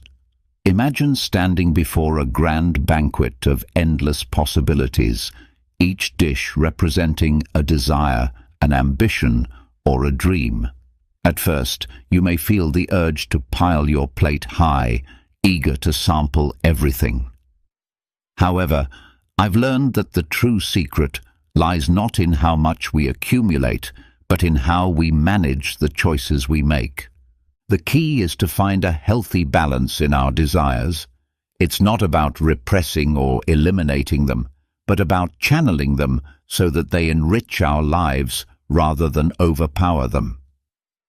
I remember one afternoon when I walked past store windows filled with the latest technology. My initial impulse was to buy the newest gadget, driven by that craving for novelty. But then I paused to ask myself, do I really need this? Will it add lasting value to my life, or is it just a fleeting pleasure? This moment of reflection allowed me to exercise a strategy that would prevent overindulgence. I chose to walk away, and with every step, I felt a sense of freedom, as moderation freed me from the invisible chains of unnecessary desires. Moderation is a virtue highly valued in Stoic philosophy. It not only helps us avoid excess, but it also fortifies our character. As Seneca said, "It is not the man who has little, but he who desires more, who is poor." By adopting temperance, we not only manage our resources better, but we also gain tranquility and satisfaction. Moderation teaches us to enjoy the present moment and appreciate what we already have, instead of focusing on what we lack.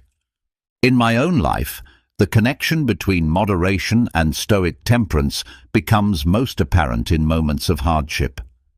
When challenges arise, temperance serves as an anchor, reminding me that while I cannot always control my circumstances, I can control how I respond to them. This resilience is what enables us to move forward with strength and grace, even in the strongest storms.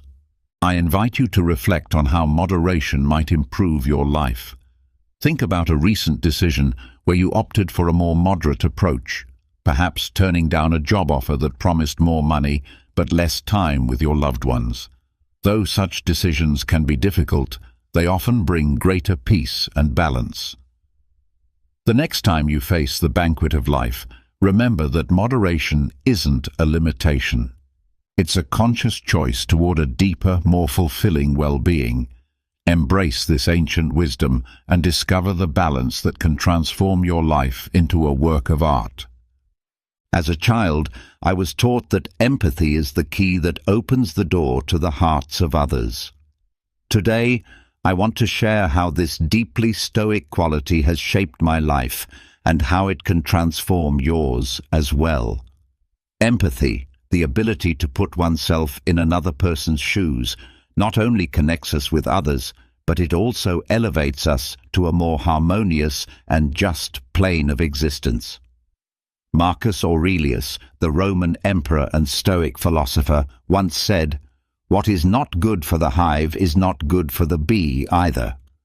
This phrase resonates in every act of empathy, because when we understand and share the feelings of another, we realize that individual well-being is inextricably linked to the collective. I often reflect on a particularly illuminating moment in my life when I encountered an old friend who was going through a personal crisis. Instead of offering unsolicited advice or trivializing her pain, I chose to simply listen to her. In that moment, I was fully present, hearing her fears, hopes, and struggles, and through that act of empathy, I was able to understand the depth of her suffering. This strengthened our friendship and taught me an invaluable lesson about the importance of being present.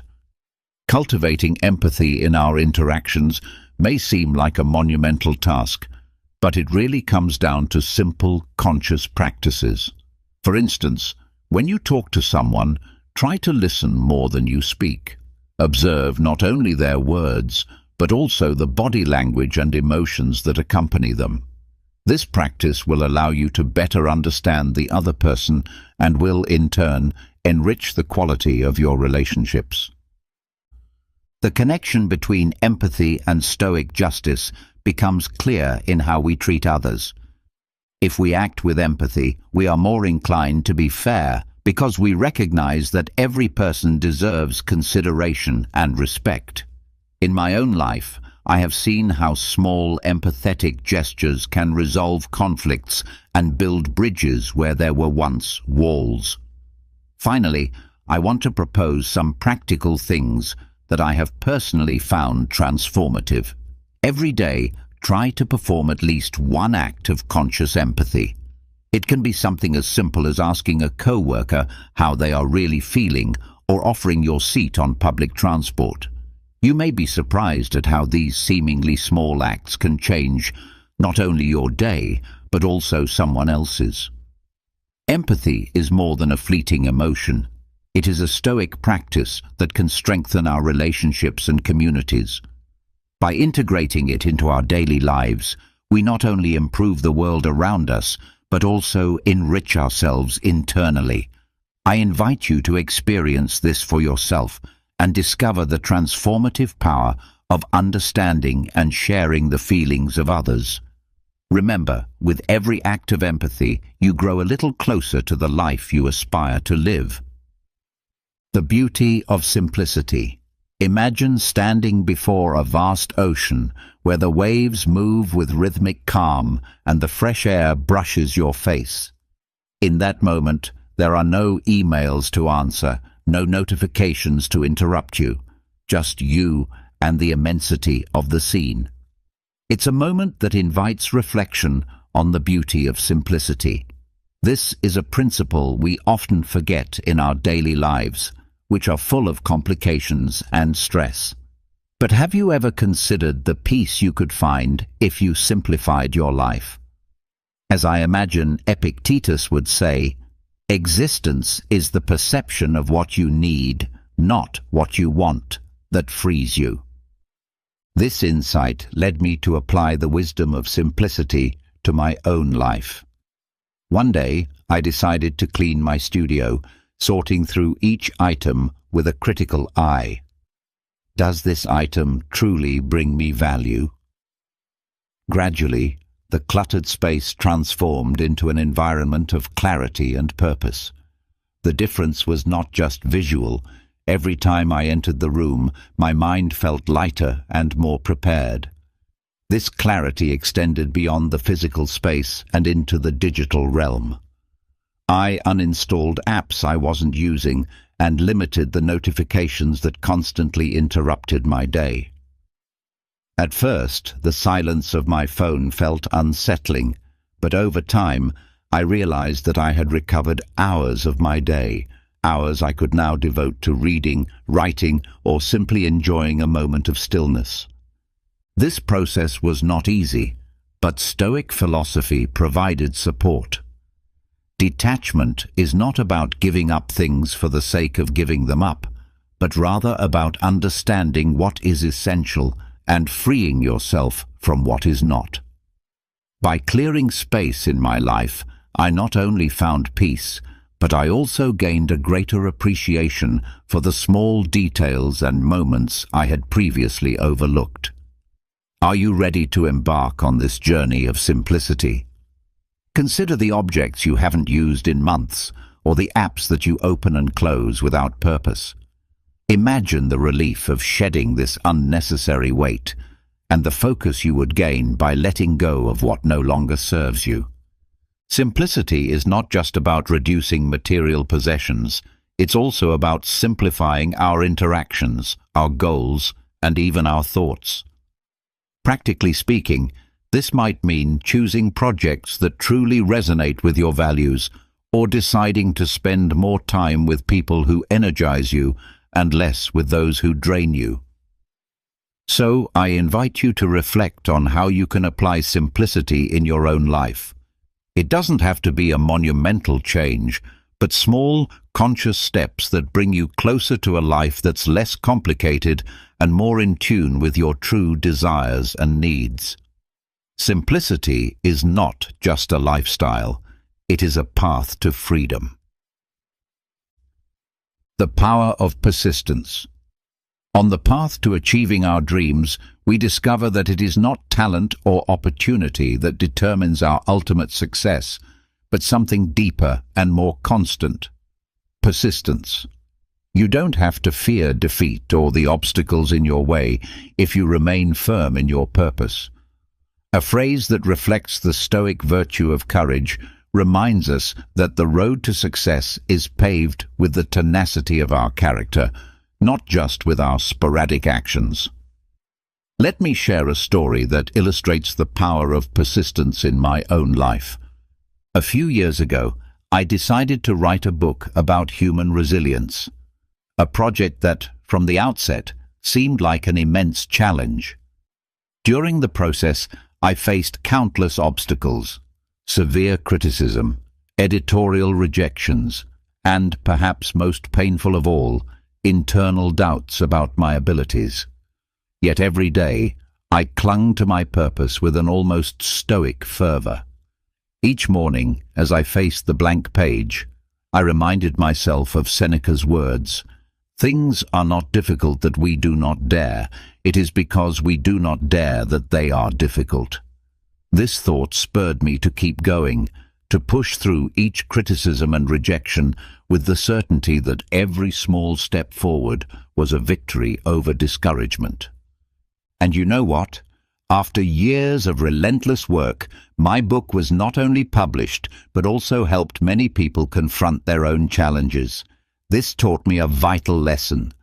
Persistence can overcome even the most daunting difficulties.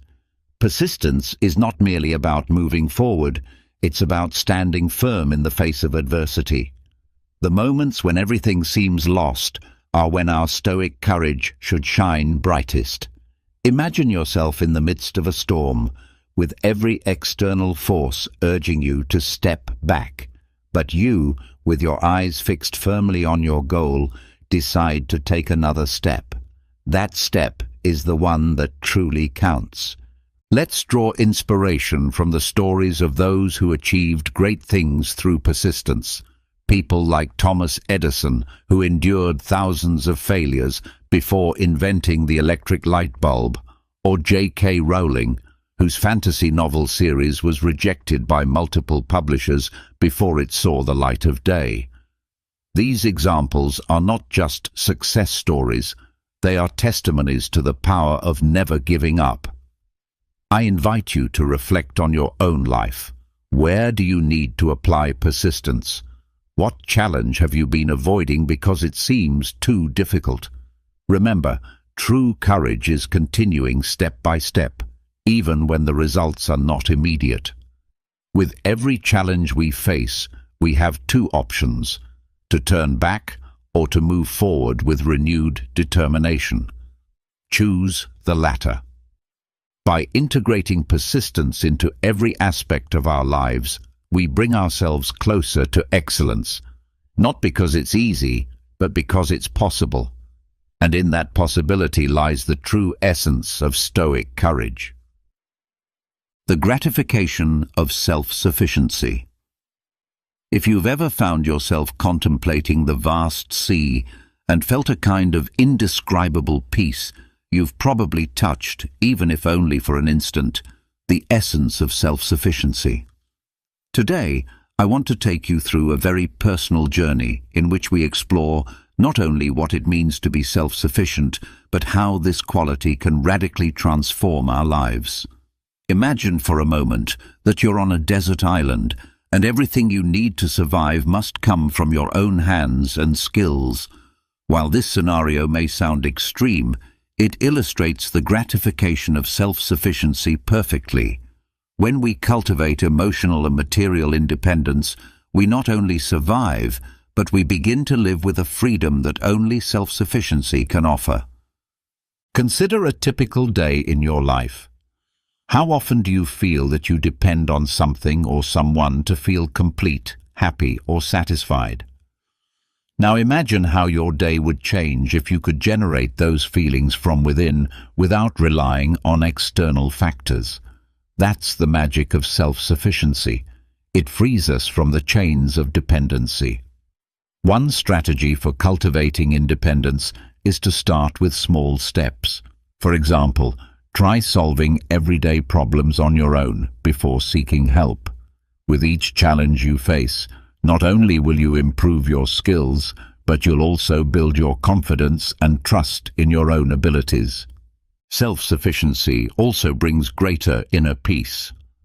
By being less dependent on the whims and actions of others, our internal world becomes less turbulent and more serene. This doesn't mean isolating yourself or rejecting the help and company of others, but rather learning to be okay with yourself in any situation. True peace comes from knowing you can handle whatever life throws at you.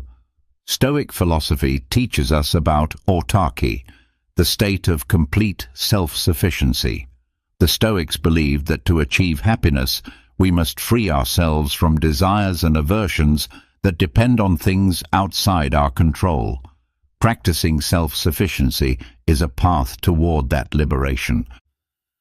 To develop greater self-sufficiency in your life, I suggest you start with practical exercises. Set personal goals that push you beyond your comfort zone. It could be something as simple as learning to cook a new recipe every week, managing your personal finances, or growing a small garden. Every small victory over yourself builds confidence and self-respect. Self-sufficiency is not just a useful skill, it is an art that deeply enriches life. By cultivating it, you not only gain freedom, but you also get closer to the true essence of inner peace. As Epictetus said, the secret of happiness is to love freedom. Self-sufficiency gives us that freedom. Take control of what you can and find the freedom to let go of what you cannot. Transform your life with the power of self-sufficiency. Throughout this journey, we have explored the power of Stoicism, from the serenity of ataraxia to the strength of the will. These powerful strategies can guide us toward personal excellence. I invite you to integrate these teachings into your daily life and experience meaningful change. Remember, the Stoic path is a continuous journey toward self-realization. Dare to live a full and meaningful life. If you've made it this far, write, "I am the top priority" in the comments, so I know who the victorious ones are. I'm eager to hear your thoughts and stories of triumph. Don't forget to subscribe, activate the notification bell, and comment so YouTube knows these videos help people like you. This way, we can continue creating more videos like this in the future. I also recommend the 2 videos that will appear next. See you in the next video. Have you ever wished that someone would miss you deeply and long for you with all their heart? Well, relax, because today we're going to explore how you can make that happen. But I promise you, it won't be through desperate tactics. Instead, we're going to delve into the wisdom of Stoic philosophy combined with solid psychological principles. In this video, I'll share with you 14 foolproof tips that will help make the person you desire miss you and ultimately become obsessed with you. And at the end, I'll reveal the key strategies that can make all this a reality. So don't worry, stay tuned. Each tip might just hold the secret to achieving what you want. I've put together a collection of real, proven psychological studies, and when combined with Stoic philosophy, these will become your greatest tools of attraction. So much so that you will transform into the treasure everyone longs for. Rather than bombarding that special person with constant texts and attention, you'll learn to create an aura of scarcity, becoming that precious gem hidden behind a treasure hunt. Give yourself the importance you deserve, because, my friend, there's nothing more vital in any relationship than valuing oneself. But before we begin, if you find value in these videos, don't forget to subscribe and hit the bell icon so you stay updated. Are you ready? Let's get started. First, let's talk about the importance of prioritizing personal encounters. We live in an age where our phones have become extensions of our hands. They help us stay connected, organized, and, at times, entertained. However, what happens when this little device starts to interfere with genuine human connections? Today, I want to discuss why prioritizing in-person interactions can make someone miss you and desire you more. Although it may seem like a Stoic philosophy concept, there's actually a great deal of ancient wisdom in this approach. Picture this. You're sitting at a coffee shop with a friend, and they're more focused on their phone than on engaging with you. It's like being invisible, isn't it? Now, flip the scenario. Imagine you're fully present, completely engaged in the conversation, free from distractions. The connection is deeper, more authentic, and when the time comes to part ways, that person will miss you, not because of anything extraordinary you said, but because you were genuine and fully present. The key is using your phone as a tool to organize these meetings, not to replace them. Of course, sending messages and making calls is helpful, but they should never become the core of our relationships. Human interactions are deeply rooted in our senses, smell, touch, and the shared laughter that can only occur in person. These are experiences that can't be replicated through a screen. If you want to make someone miss you and long for your presence, you need to be a bit like a hidden treasure, something valuable, not always available. By prioritizing face-to-face encounters, you're cultivating unique and memorable moments. A simple coffee, a walk together, a hug. These become meaningful experiences that leave a lasting impression. Think of it this way. Relationships are like plants. They need water, light, and, most importantly, time.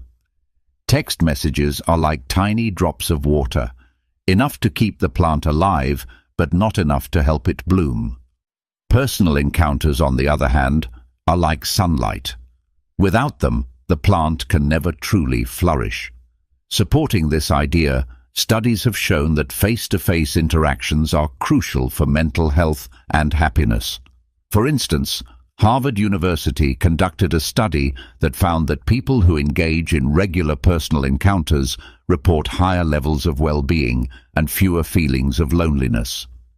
This happens because in-person interactions activate brain areas associated with reward and empathy, forging deeper emotional bonds. So the next time you're tempted to send a quick text, ask yourself, could this be done in person? If the answer is yes, go ahead and arrange a meeting, be it for coffee, a walk, or any activity that allows you to be genuinely present. And don't worry about always being available. Constant accessibility can lower your value. After all, what incentive does someone have to seek a deeper connection with you if you're always just a message away? Remember, sometimes absence makes the heart grow fonder. Let them miss your real presence. Don't be the open book left on the coffee table, but the book tucked away on a high shelf, waiting to be rediscovered. In conclusion, prioritize personal encounters. Use your phone to organize these meetings, not to replace them. Be the sunlight in people's lives, not just a drop of water. True connections are made in person, and by doing this, you'll create lasting memories and deeper relationships. Moving on to emotional independence. Have you ever thought about why some people seem to effortlessly attract others? The secret isn't some mysterious force of nature or a supernatural gift. It's emotional independence. This quality not only makes you more appealing, but it also leads to a more fulfilled and satisfying life. Imagine your life as a beautiful garden, full of flowers, fruit trees, and a small pond with fish. You are the gardener of this garden. If you rely on someone else to water your plants, fertilize the soil, and remove the weeds, your garden will eventually wither. But if you tend to it with care and attention, it will flourish, drawing others in. Emotional independence isn't about being cold or distant. It's about having a full and exciting life of your own. It's about enjoying your hobbies, pursuing your goals, and being at peace with who you are. This way, when someone enters your life, you're not doing so from a place of need, but from a place of abundance. You're inviting them to a banquet you've already prepared, rather than waiting for the ingredients to show up. One of the foundational teachings of emotional independence comes from Stoic philosophy, which teaches us to focus on what we can control and let go of what lies beyond our reach. For instance, you can't control whether someone misses you or wants you, but you can control how you live your life, how you engage with activities you enjoy, and how you take care of yourself. If you want someone to long for you, the key is not to be constantly available, always texting or making plans. What keeps a viewer hooked in a thrilling movie is the intrigue and anticipation. Similarly, if you're always present, there's no chance for the person to miss you. But if you completely disappear from their view, there's a risk of being forgotten. It's all about striking a delicate balance, like a dance. To achieve this, nurture your own life. Enroll in that painting course you've always wanted to try, go for a morning run, dive into a book that excites you, and make time to enjoy your own company. Not only will this make you more interesting, but it will also give you a confidence and security that are utterly irresistible, like a subtle yet intoxicating fragrance that lingers after you. A study published in the Journal of Personality and Social Psychology found that emotionally independent people tend to have healthier, more fulfilling relationships. Those with strong emotional autonomy are perceived as more attractive, and they experience less conflict and greater satisfaction in their relationships. Remember, emotional independence is a journey, not a destination. There will be days when you feel vulnerable or needy, and that's okay. What matters is that you continue tending to your garden, day after day, with patience and care. Emotional independence is the key to a vibrant, fulfilling life, and to attracting others from a place of abundance, not need. You are the gardener of your own life, and the more you flourish, the more others will be drawn to you. Always keep in mind this truth. A fulfilling life is built from within, not from the expectations of others. Lastly, let's touch on patience in love. We're often sold the idea of love at first sight, the excitement, the butterflies in our stomachs. But what happens when those butterflies turn into moths that consume our peace of mind? In this tip, I'm going to discuss something we should all practice more of. Patience in love. Don't rush into love before you truly know the person. Yes, it might sound boring or even a little stoic, but trust me, it makes sense. Imagine you're at the supermarket. You walk directly to the fruit section and spot a shiny apple. Instantly, you feel excited, pick it up and purchase it without much thought. But when you get home and take that first bite, you discover that the inside is rotten. This is a perfect analogy for love. Often we get swept away by appearances and the emotions of the moment, forgetting the most crucial thing, really taking the time to get to know the person. Building a relationship is like constructing a house. It needs a solid foundation. And how do you create that foundation? It's not rocket science. You take the time to talk, to understand their values, dreams, and fears. A truly intimate connection doesn't develop overnight. It's a process, one that takes patience and care. Ask yourself if you share similar values and visions for the future, because these are the elements that will help the relationship withstand the inevitable storms that come. A study by Stanford University, led by psychologist Carol Dweck, highlights the power of a growth mindset in relationships. According to Dweck, people who approach relationships as a continuous process of growth and learning are more likely to experience success. This mindset encourages you to take the time to genuinely get to know the other person rather than rushing and expecting perfection from the start. Now, let's explore how to make someone miss you and want you. At first glance, this might seem manipulative, but in reality, it's about valuing yourself and establishing your own sense of worth. Think of it like morning coffee. It's more enjoyable when you don't drink it every day. In terms of love, this means maintaining your independence, pursuing your passions, and not becoming an extension of the other person. Give yourself and them space.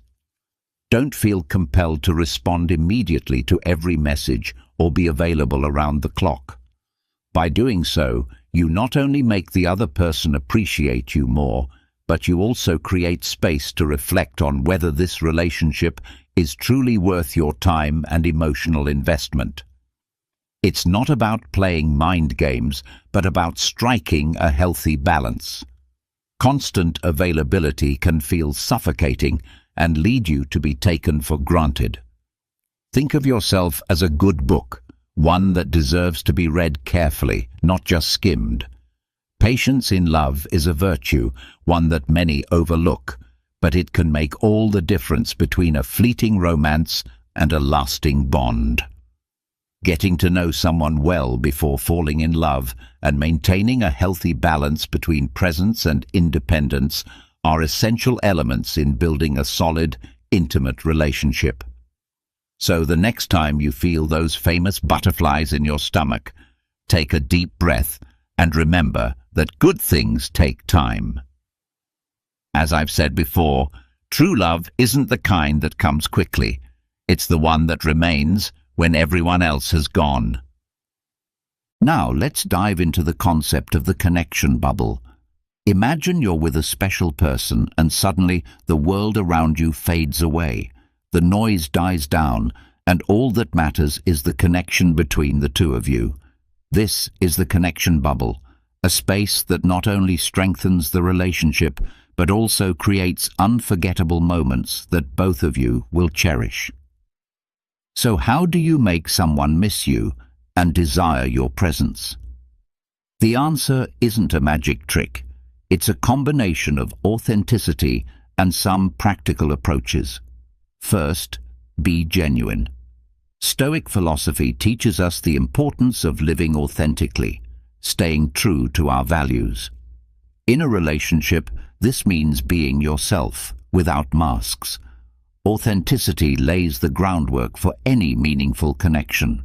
When you are genuine, you create space for the other person to be themselves too, which fosters a dynamic of trust and comfort. And you know what's more attractive than anything else? Confidence. The connection bubble isn't created overnight. It's like a dance. Imagine you're on the dance floor with your partner, moving to a rhythm that only the two of you can hear. To keep this dance going, you need to be in sync. This means paying attention to details, actively listening, and responding with empathy. When your partner feels heard and understood, the connection deepens. A study by psychologist John Gottman, an expert on relationships, underscores the importance of emotional attunement. Gottman found that couples who practice attunement, being emotionally present, listening actively, and responding empathetically, are far more likely to stay together. When you apply these principles, you create an environment where the other person feels valued and understood. But how do you get someone to miss you? This is where the balance between presence and absence comes into play. If you're always available, your presence may be taken for granted. Instead, by subtly withdrawing from time to time, you give the other person space to think about you and miss you. It's like tending to a plant. It needs water, but too much can drown it. You need to find the right balance for it to bloom. For instance, when you're in that connection bubble, make sure you're creating meaningful memories. It's not just about grand gestures, but also the small details, a spontaneous message, an inside joke, or a shared meaningful glance. These moments become emotional anchors that the other person will remember when you're not around. Stoic philosophy also teaches us to focus on what we can control and accept what we cannot. You can't force someone to miss you, but you can be the best version of yourself and create moments worth remembering. At the end of the day, what attracts people most is the quality of the connection they feel with you. To wrap things up, remember that the connection bubble is a sacred space that only the two of you can create. Be authentic, listen closely, and find the balance between being present and giving space. Doing this not only makes someone miss you and desire you, but it also helps build a relationship based on mutual understanding, love, and respect. In case you're not quite getting it, my friend, love is not about possession. It's about connection and shared freedom. The key is being genuine and creating meaningful moments that, while small, hold great significance. This connection bubble will become a safe refuge where they'll always want to return. Lastly, let's explore the power of silence. Have you ever considered just how powerful silence can be? In a world overflowing with noise and constant chatter, we often overlook the potential of what can be achieved through a simple look or a moment of quiet. Perhaps it's time to realize that you don't always need to speak. Sometimes just being there is enough. Think about this. Silence has an undeniable magic. Picture yourself in the middle of a heated conversation where words are flying like bullets. Instead of continuing to argue, you choose to remain silent, observing. That silence isn't empty, it's full of meaning. The exchanged glances in that moment can speak louder than 1,000 words. Now, let's apply this idea to the art of making someone miss you and want you. It may seem complicated at first, but it's simpler than you think if you incorporate a bit of Stoic philosophy and recognize that sometimes absence is far more powerful than constant presence. You've probably heard the phrase, "less is more," and in human relationships, this often holds true. Just like in a recipe where too much salt can ruin the dish, being too present can diminish your value in the other person's eyes. If you're strategically absent, your presence becomes something more precious, something to be savored and longed for. The trick is to create space for the other person to miss you, not by disappearing entirely, but by finding the right balance. Think of it like a musician who knows when to pause during a performance. These silences make the music richer and more exciting.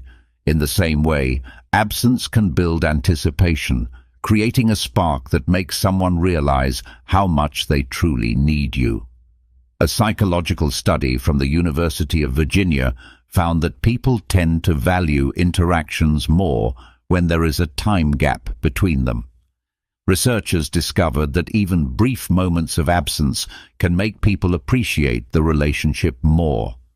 This phenomenon is known as the scarcity effect, where something becomes more valuable simply because it's not always available.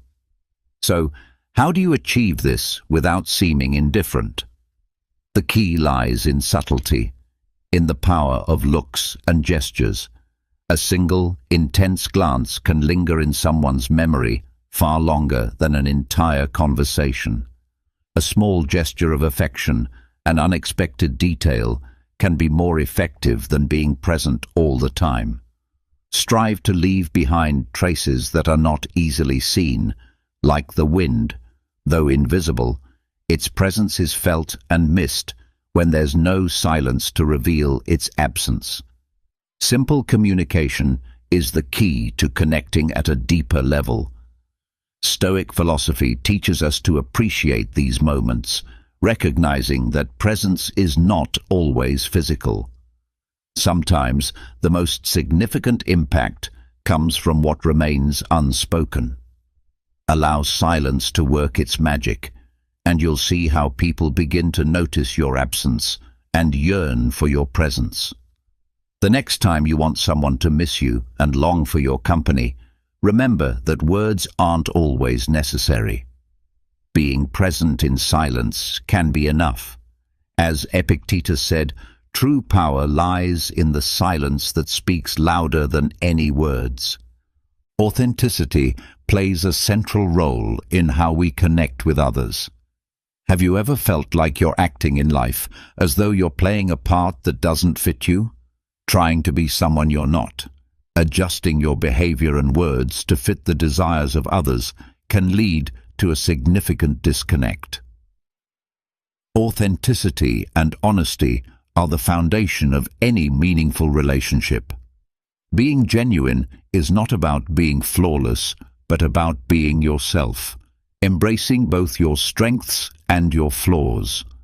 Imagine being an open book, not one with empty pages where anyone can write their own narrative, but a book filled with adventures and even some darker chapters.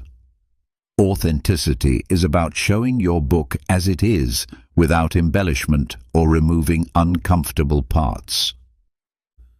When you allow yourself to be authentic, you let others truly get to know you and form a genuine connection. You are no longer playing a role or following a script. You are simply being yourself. Honesty is the glue that holds your authenticity together. There's no point in showing yourself as authentic if you are not also being honest with your feelings and thoughts. Honesty isn't just about avoiding lies, but about being transparent, saying what you really feel, even if it's uncomfortable.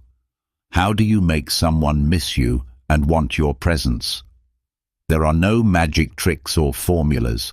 The key is to be authentic and honest. When you are transparent about who you are and how you feel, you forge a connection that transcends the superficial. Psychology backs this up. A Harvard study revealed that people who are seen as authentic and honest tend to form more valued and satisfying relationships. Think of authenticity as a recipe for a great dish. When you use quality ingredients and follow the process properly, the outcome is delicious. But if you rush or substitute with poor quality ingredients, the result will disappoint. Authenticity and honesty are the quality ingredients in any relationship. Of course, being authentic and honest doesn't mean being rude or insensitive. It's about striking a balance between expressing yourself and respecting the other person. If you wonder whether this works, the answer is yes. People are drawn to those who are genuine and unafraid to express their true selves. Their authenticity becomes a light that attracts others. So, next time you wish someone would miss you, remember, don't waste time pretending to be someone else. Be authentic, be honest, and watch how the magic unfolds. It's not about impressing others. It's about being truthful, and at the end of the day, people value sincerity above all. As Marcus Aurelius said, authenticity reflects the true beauty of a person. Avoiding seduction techniques is crucial to creating genuine connections. You've probably heard countless times about infallible techniques to win someone over. They promise that if you do this or that, the other person will be at your feet. But that's all a myth. Seduction techniques are like cheap paint on a wall. They might look attractive for a while, but over time, they fade and reveal the truth. If you want someone to miss you and desire your presence, start by being authentic. Stop pretending to be a character in a soap opera. Following pre-established seduction techniques is like wearing a Halloween costume. You might fool some people for a while, but eventually the facade will crack. Picture yourself on a first date, using rehearsed lines and behaving in a way that doesn't even feel like you. It may work temporarily, but who wants to be with someone who isn't genuine? Stoic philosophy teaches us to live according to our true nature and be authentic with ourselves. If you pretend to be someone you are not, the facade will inevitably fall. There is nothing more attractive than someone who is genuine and unfiltered. So, How do you make someone miss you and want your presence without resorting to cheap tricks? The answer is simple. Be yourself. Authenticity always wins. When you show up as you are, you create a real, lasting connection. It's not about saying the right things or making the right moves. It's about being vulnerable and real. A study by psychologist William Swan, known as the self-verifying theory, found that people are drawn to others who show their true identity and are recognized and appreciated for it. Being authentic isn't just more satisfying, it's also more effective in forming meaningful, lasting connections. To connect with someone in a true way, leave behind the masks and techniques. Share your thoughts and feelings honestly, and don't be afraid to show your vulnerabilities. They are what make you human, and therefore attractive. Ask genuine questions, listen attentively, and create a space where both of you can share and grow. This kind of connection will make the other person think of you when you're not around. Remember, the key to being missed and desired isn't in artificial seduction techniques, but in authenticity. Let go of the tricks and masks and show up just as you are. Only then will you create a relationship that is truly meaningful and worth having. As Seneca wisely said, there is no greater seduction than the naked truth of who you truly are. True communication of freedom is a liberating experience. There's nothing more magical than feeling free to be yourself, and that feeling can be fostered in a relationship where you are encouraged to be authentic. Stoic philosophy teaches us that internal freedom is one of the greatest gifts we can both offer and receive. But how do we communicate this freedom to another person? First, make it clear that you are free with them. There's nothing more attractive than the feeling of being accepted for who you truly are. Think of it like taking off your shoes after a long day. It's an immediate feeling of release. Similarly, offer that same freedom to the other person. Allow them to shed their masks and be their true selves. It may sound idealistic, but freedom is about living in the present moment, without judgment of the past or worrying about the future. Psychology supports this idea as well. A study by the University of Rochester found that relationships where individuals feel free and autonomous are much more satisfying. According to the researchers, when people feel they can be themselves and their choices are respected, they experience greater well-being and a deeper connection with their partners. If you're wondering how to make someone miss you and want your presence, the answer lies in offering freedom. Don't obsess over every message or measure the value of your relationship by the frequency of communication. Instead, create a safe space where the other person can truly be themselves. Imagine being an oasis in the middle of a desert, a place where someone can recharge and find peace. That, my friend, is irresistible. And don't worry about past baggage. Let it stay where it belongs, in the past. Focus on what you can share now, creating genuine moments that will be remembered. When you focus on the present, you create meaningful experiences that stay with the other person. Freedom is fundamentally tied to trust.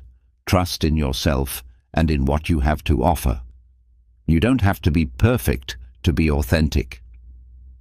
Authenticity is like a refreshing breeze on a hot day. It's welcome and soothing. When you show up as your true self, without apologies, you create a space where others feel safe to do the same. In this space of authenticity and mutual acceptance, something genuine and deep can grow. There are no magical techniques or step-by-step guides for this, but think of how you can embody the freedom you seek. If you want someone to miss you, don't burden them with constant reminders of your presence. Instead, become like a pleasant memory, like a catchy song that lingers in their mind. Be the person who offers space to breathe and is always willing to listen. Communication rooted in freedom doesn't involve games or manipulative strategies. It's about creating an environment where both individuals can truly be themselves, enjoying the present without being weighed down by the past. The true essence of connection lies in trusting the authenticity of what you share with one another. Freedom, at its core, is the greatest attraction you can offer.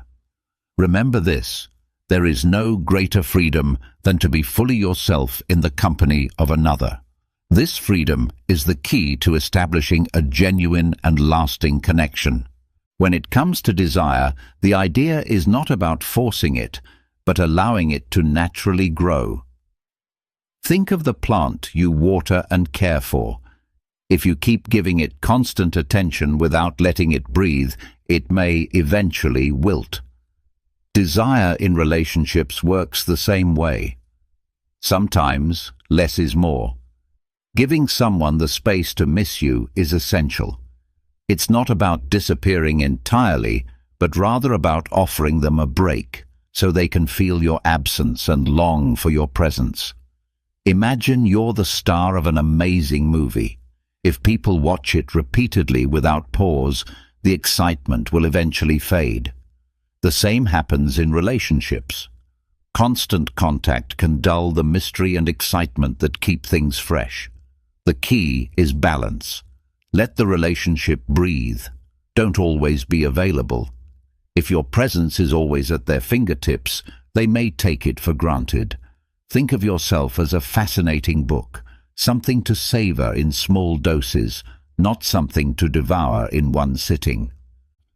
Stoic philosophy encourages us to seek moderation in all things, and this principle is valuable in relationships as well. It's not about playing games, but rather about maintaining a sense of mystery and individuality. Research by psychologist Sandra Murray at the University of Buffalo supports this idea, showing that couples who maintain a sense of independence within their relationship report higher satisfaction and desire. A little distance, she finds, gives people space to reflect on their partner and appreciate their presence more. It's also crucial to cultivate your own interests and passions. This not only makes you more attractive, but gives you something to talk about when you meet. When you're not together, the other person will not only miss you, but will also miss hearing about the interesting things you do. Maintaining independence is essential. No one wants to be with someone who depends entirely on the relationship for their happiness. You must continue growing as a person, pursuing your own goals and ambitions. This principle is deeply embedded in Stoic teachings about self-sufficiency and self-discipline. Physical space is equally important. If you live together or spend a lot of time in the same space, get out of the house, take a walk by yourself, read in a cafe, or pursue an activity on your own. When you return, your time apart will feel like a breath of fresh air. Communication remains key. It's not about vanishing without a word, but about establishing healthy boundaries. Speak openly about the importance of personal space and how it benefits both partners. Honesty and transparency build trust and mutual respect. Creating space is not about playing tricks or disappearing entirely. It's about allowing room for desire to grow. By being independent, maintaining your own interests, and communicating openly, you can encourage both yourself and the other person to miss and appreciate each other more. Desire thrives on the freedom to grow and breathe, and in relationships, that means balancing time spent together with space for individuality. Now, let's talk about attachment. It's common to yearn for meaningful connections, as if every interaction might be the last drop of water in an endless desert. However, Stoic philosophy teaches us the importance of not clinging to any one connection. It may sound counterintuitive, especially in a world where connections are just a touch away, but the secret is not to obsess over them. Think of yourself like the sun, bright and unique. Not every planet will revolve around you, but there will always be one that does. You don't need to force connections. Let them happen naturally. Trust that if a connection doesn't materialize, it's because something better is waiting for you. This mentality brings freedom and makes you more attractive. When you let go of desperation, you shine with self-confidence, which acts as a powerful magnet. Imagine you're a gardener. If you water a plant out of desperation, it won't thrive. Instead, tend to your own garden. Focus on your hobbies, friendships, and personal growth. Allow yourself to bloom and become a more fascinating person. Absence, as the saying goes, makes the heart grow fonder. When you're not always available, the other person will begin to appreciate you more. They'll long for your company because it isn't always there. Research from Stanford University shows that security in oneself is one of the most attractive qualities a person can possess. People who exude self-confidence and don't depend on others for validation tend to attract more interest. This type of emotional independence and self-affirmation is essential for creating stronger, more lasting connections. This doesn't mean playing mind games or disappearing without a word. It's about balancing time and energy, giving enough to show you care, but holding back a little to maintain your own sense of self. It's a delicate balance between being present and giving space.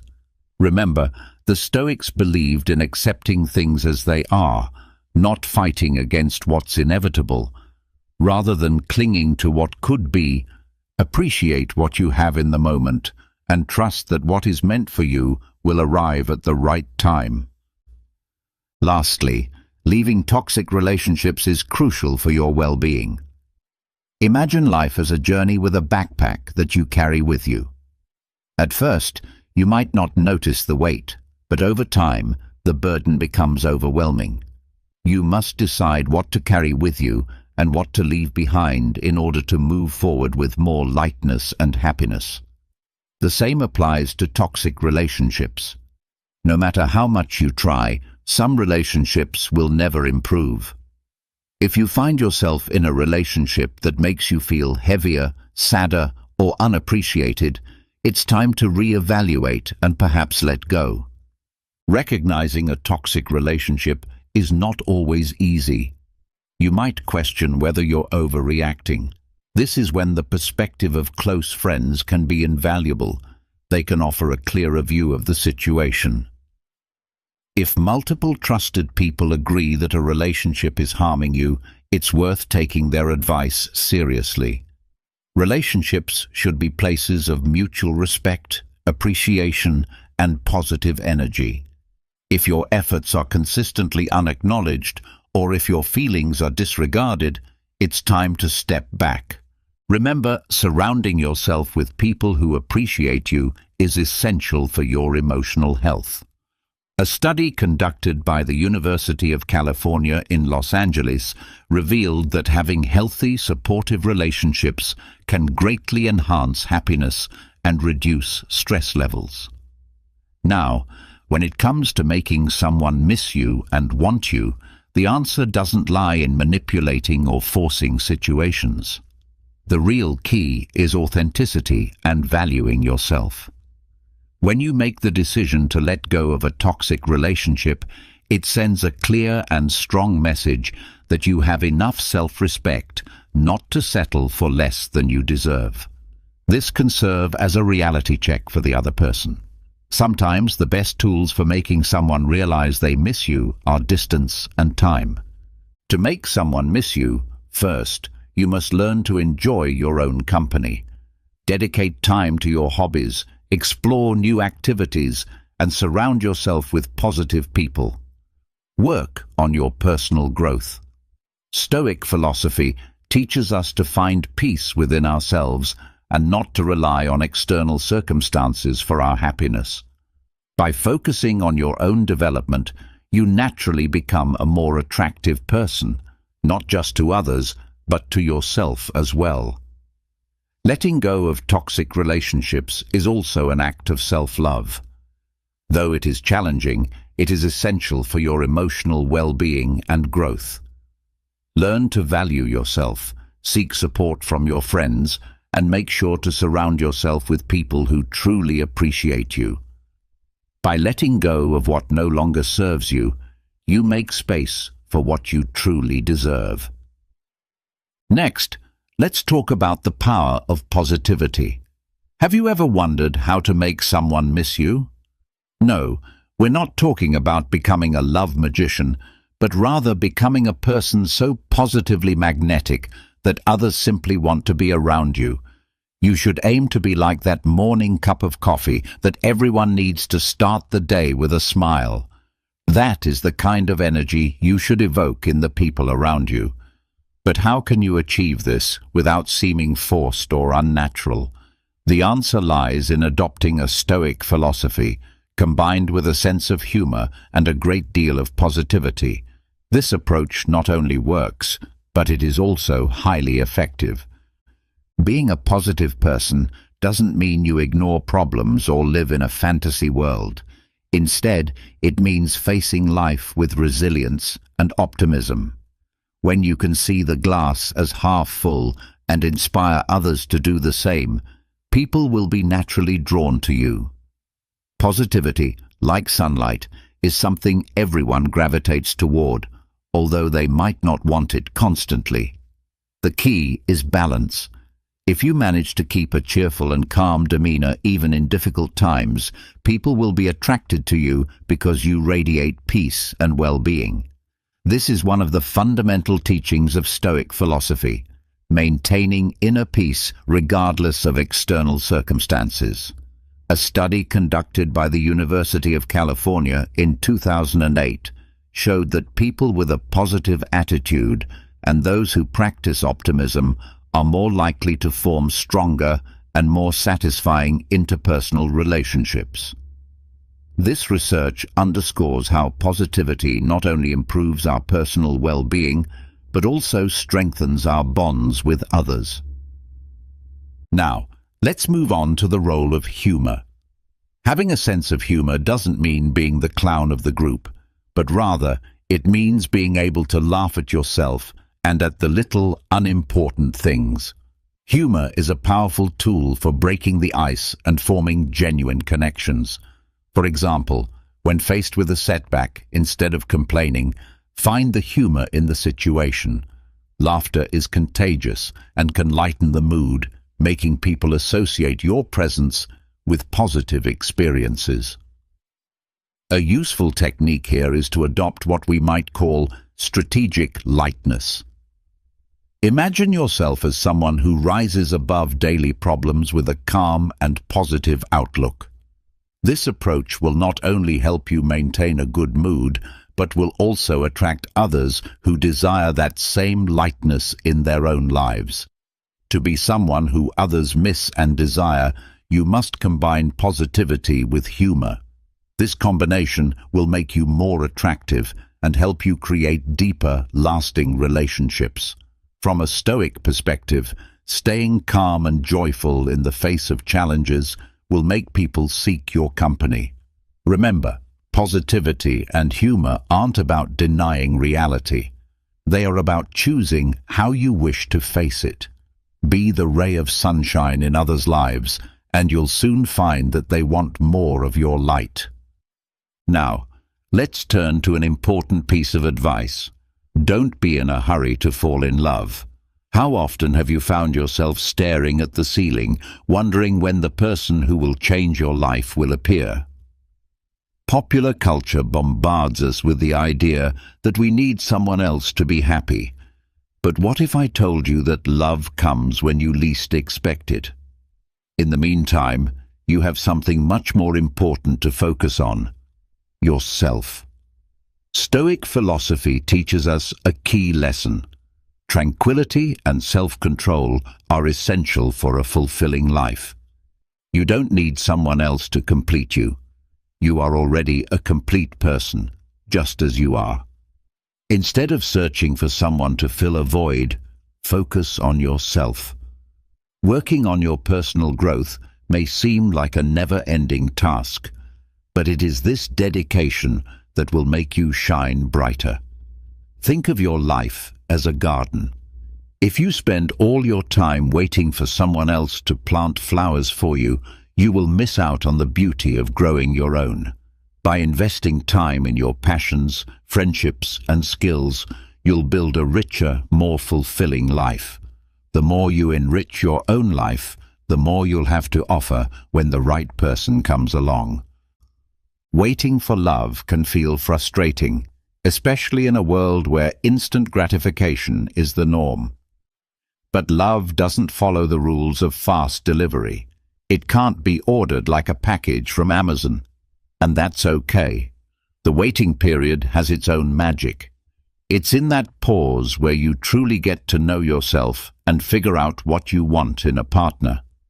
A study by psychologist Susan Sprecher from Cleveland State University shows that people who take time to work on their personal growth before entering a relationship tend to experience more satisfying and lasting relationships.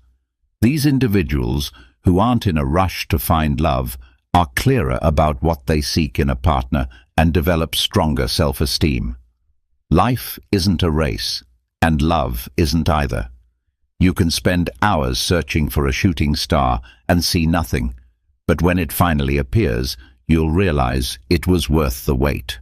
When love comes into your life, it will be a result of all the time you spent nurturing yourself. When two people who have cultivated their personal gardens meet, the beauty is indescribable. Remember, love isn't about completing someone or being completed. It's about sharing your fullness. So don't rush. True love isn't something you chase. It finds you when you're ready. Finally, let's talk about the value of friendship and mutual support. Have you ever thought about how to make someone miss you? There's no magic trick, but there is something often overlooked: the importance of friendship and mutual support. In a world where relationships seem fleeting, a strong foundation of friendship can be the key to building lasting, meaningful connections. Often we focus too much on passion, chemistry, and the fireworks that occur at the start of a relationship. But what happens when that initial spark fades? This is where friendship becomes essential. A deep, authentic friendship doesn't just keep the flame alive. It provides the support necessary for any relationship to thrive. Imagine your relationship as a house of cards. The passion and attraction are like the delicate cards placed on top, fragile and vulnerable to the smallest disruption.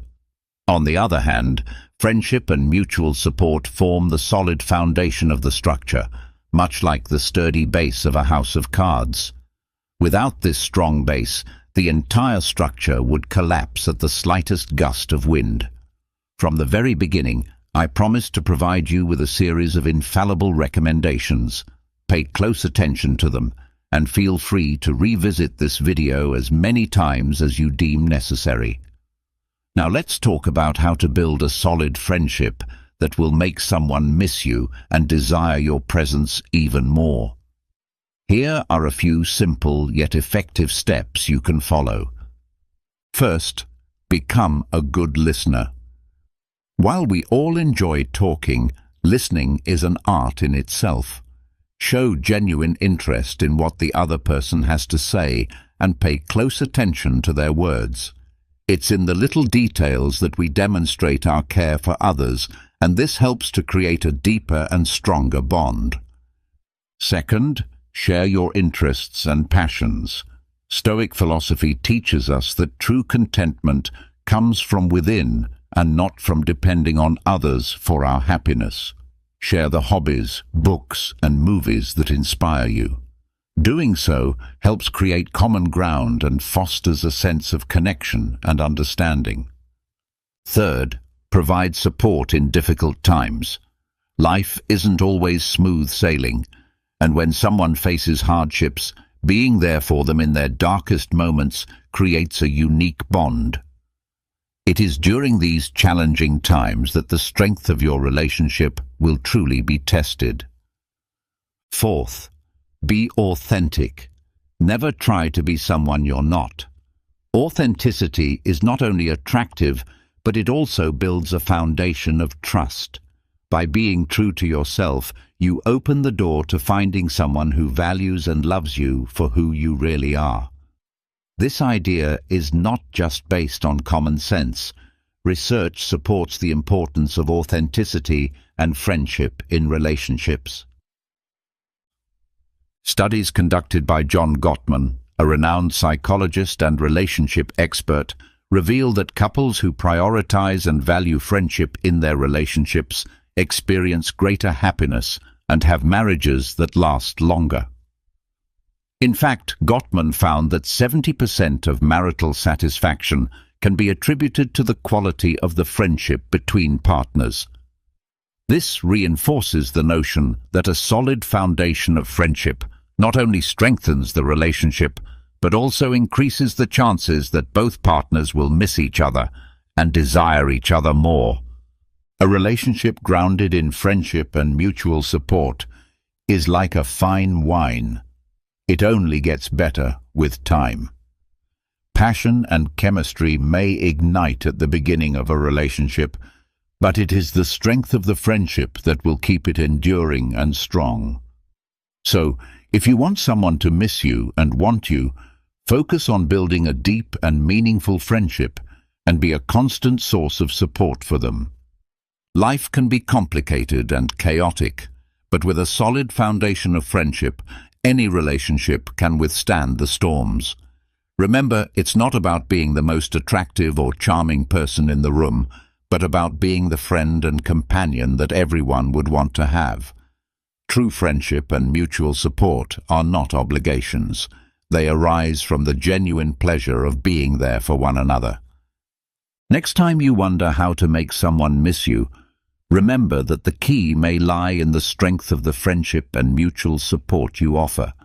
So, take the time to build your house of cards with a solid foundation, and you'll enjoy a lasting and fulfilling relationship. If you found this lesson valuable, I invite you to share your thoughts in the comments. Love comes when you're ready, so please don't forget to subscribe, turn on notifications, and leave a comment to let YouTube know that these videos are helping you. I also encourage you to check out the 2 most recent videos recommended for you. I truly appreciate your time and support. See you next time.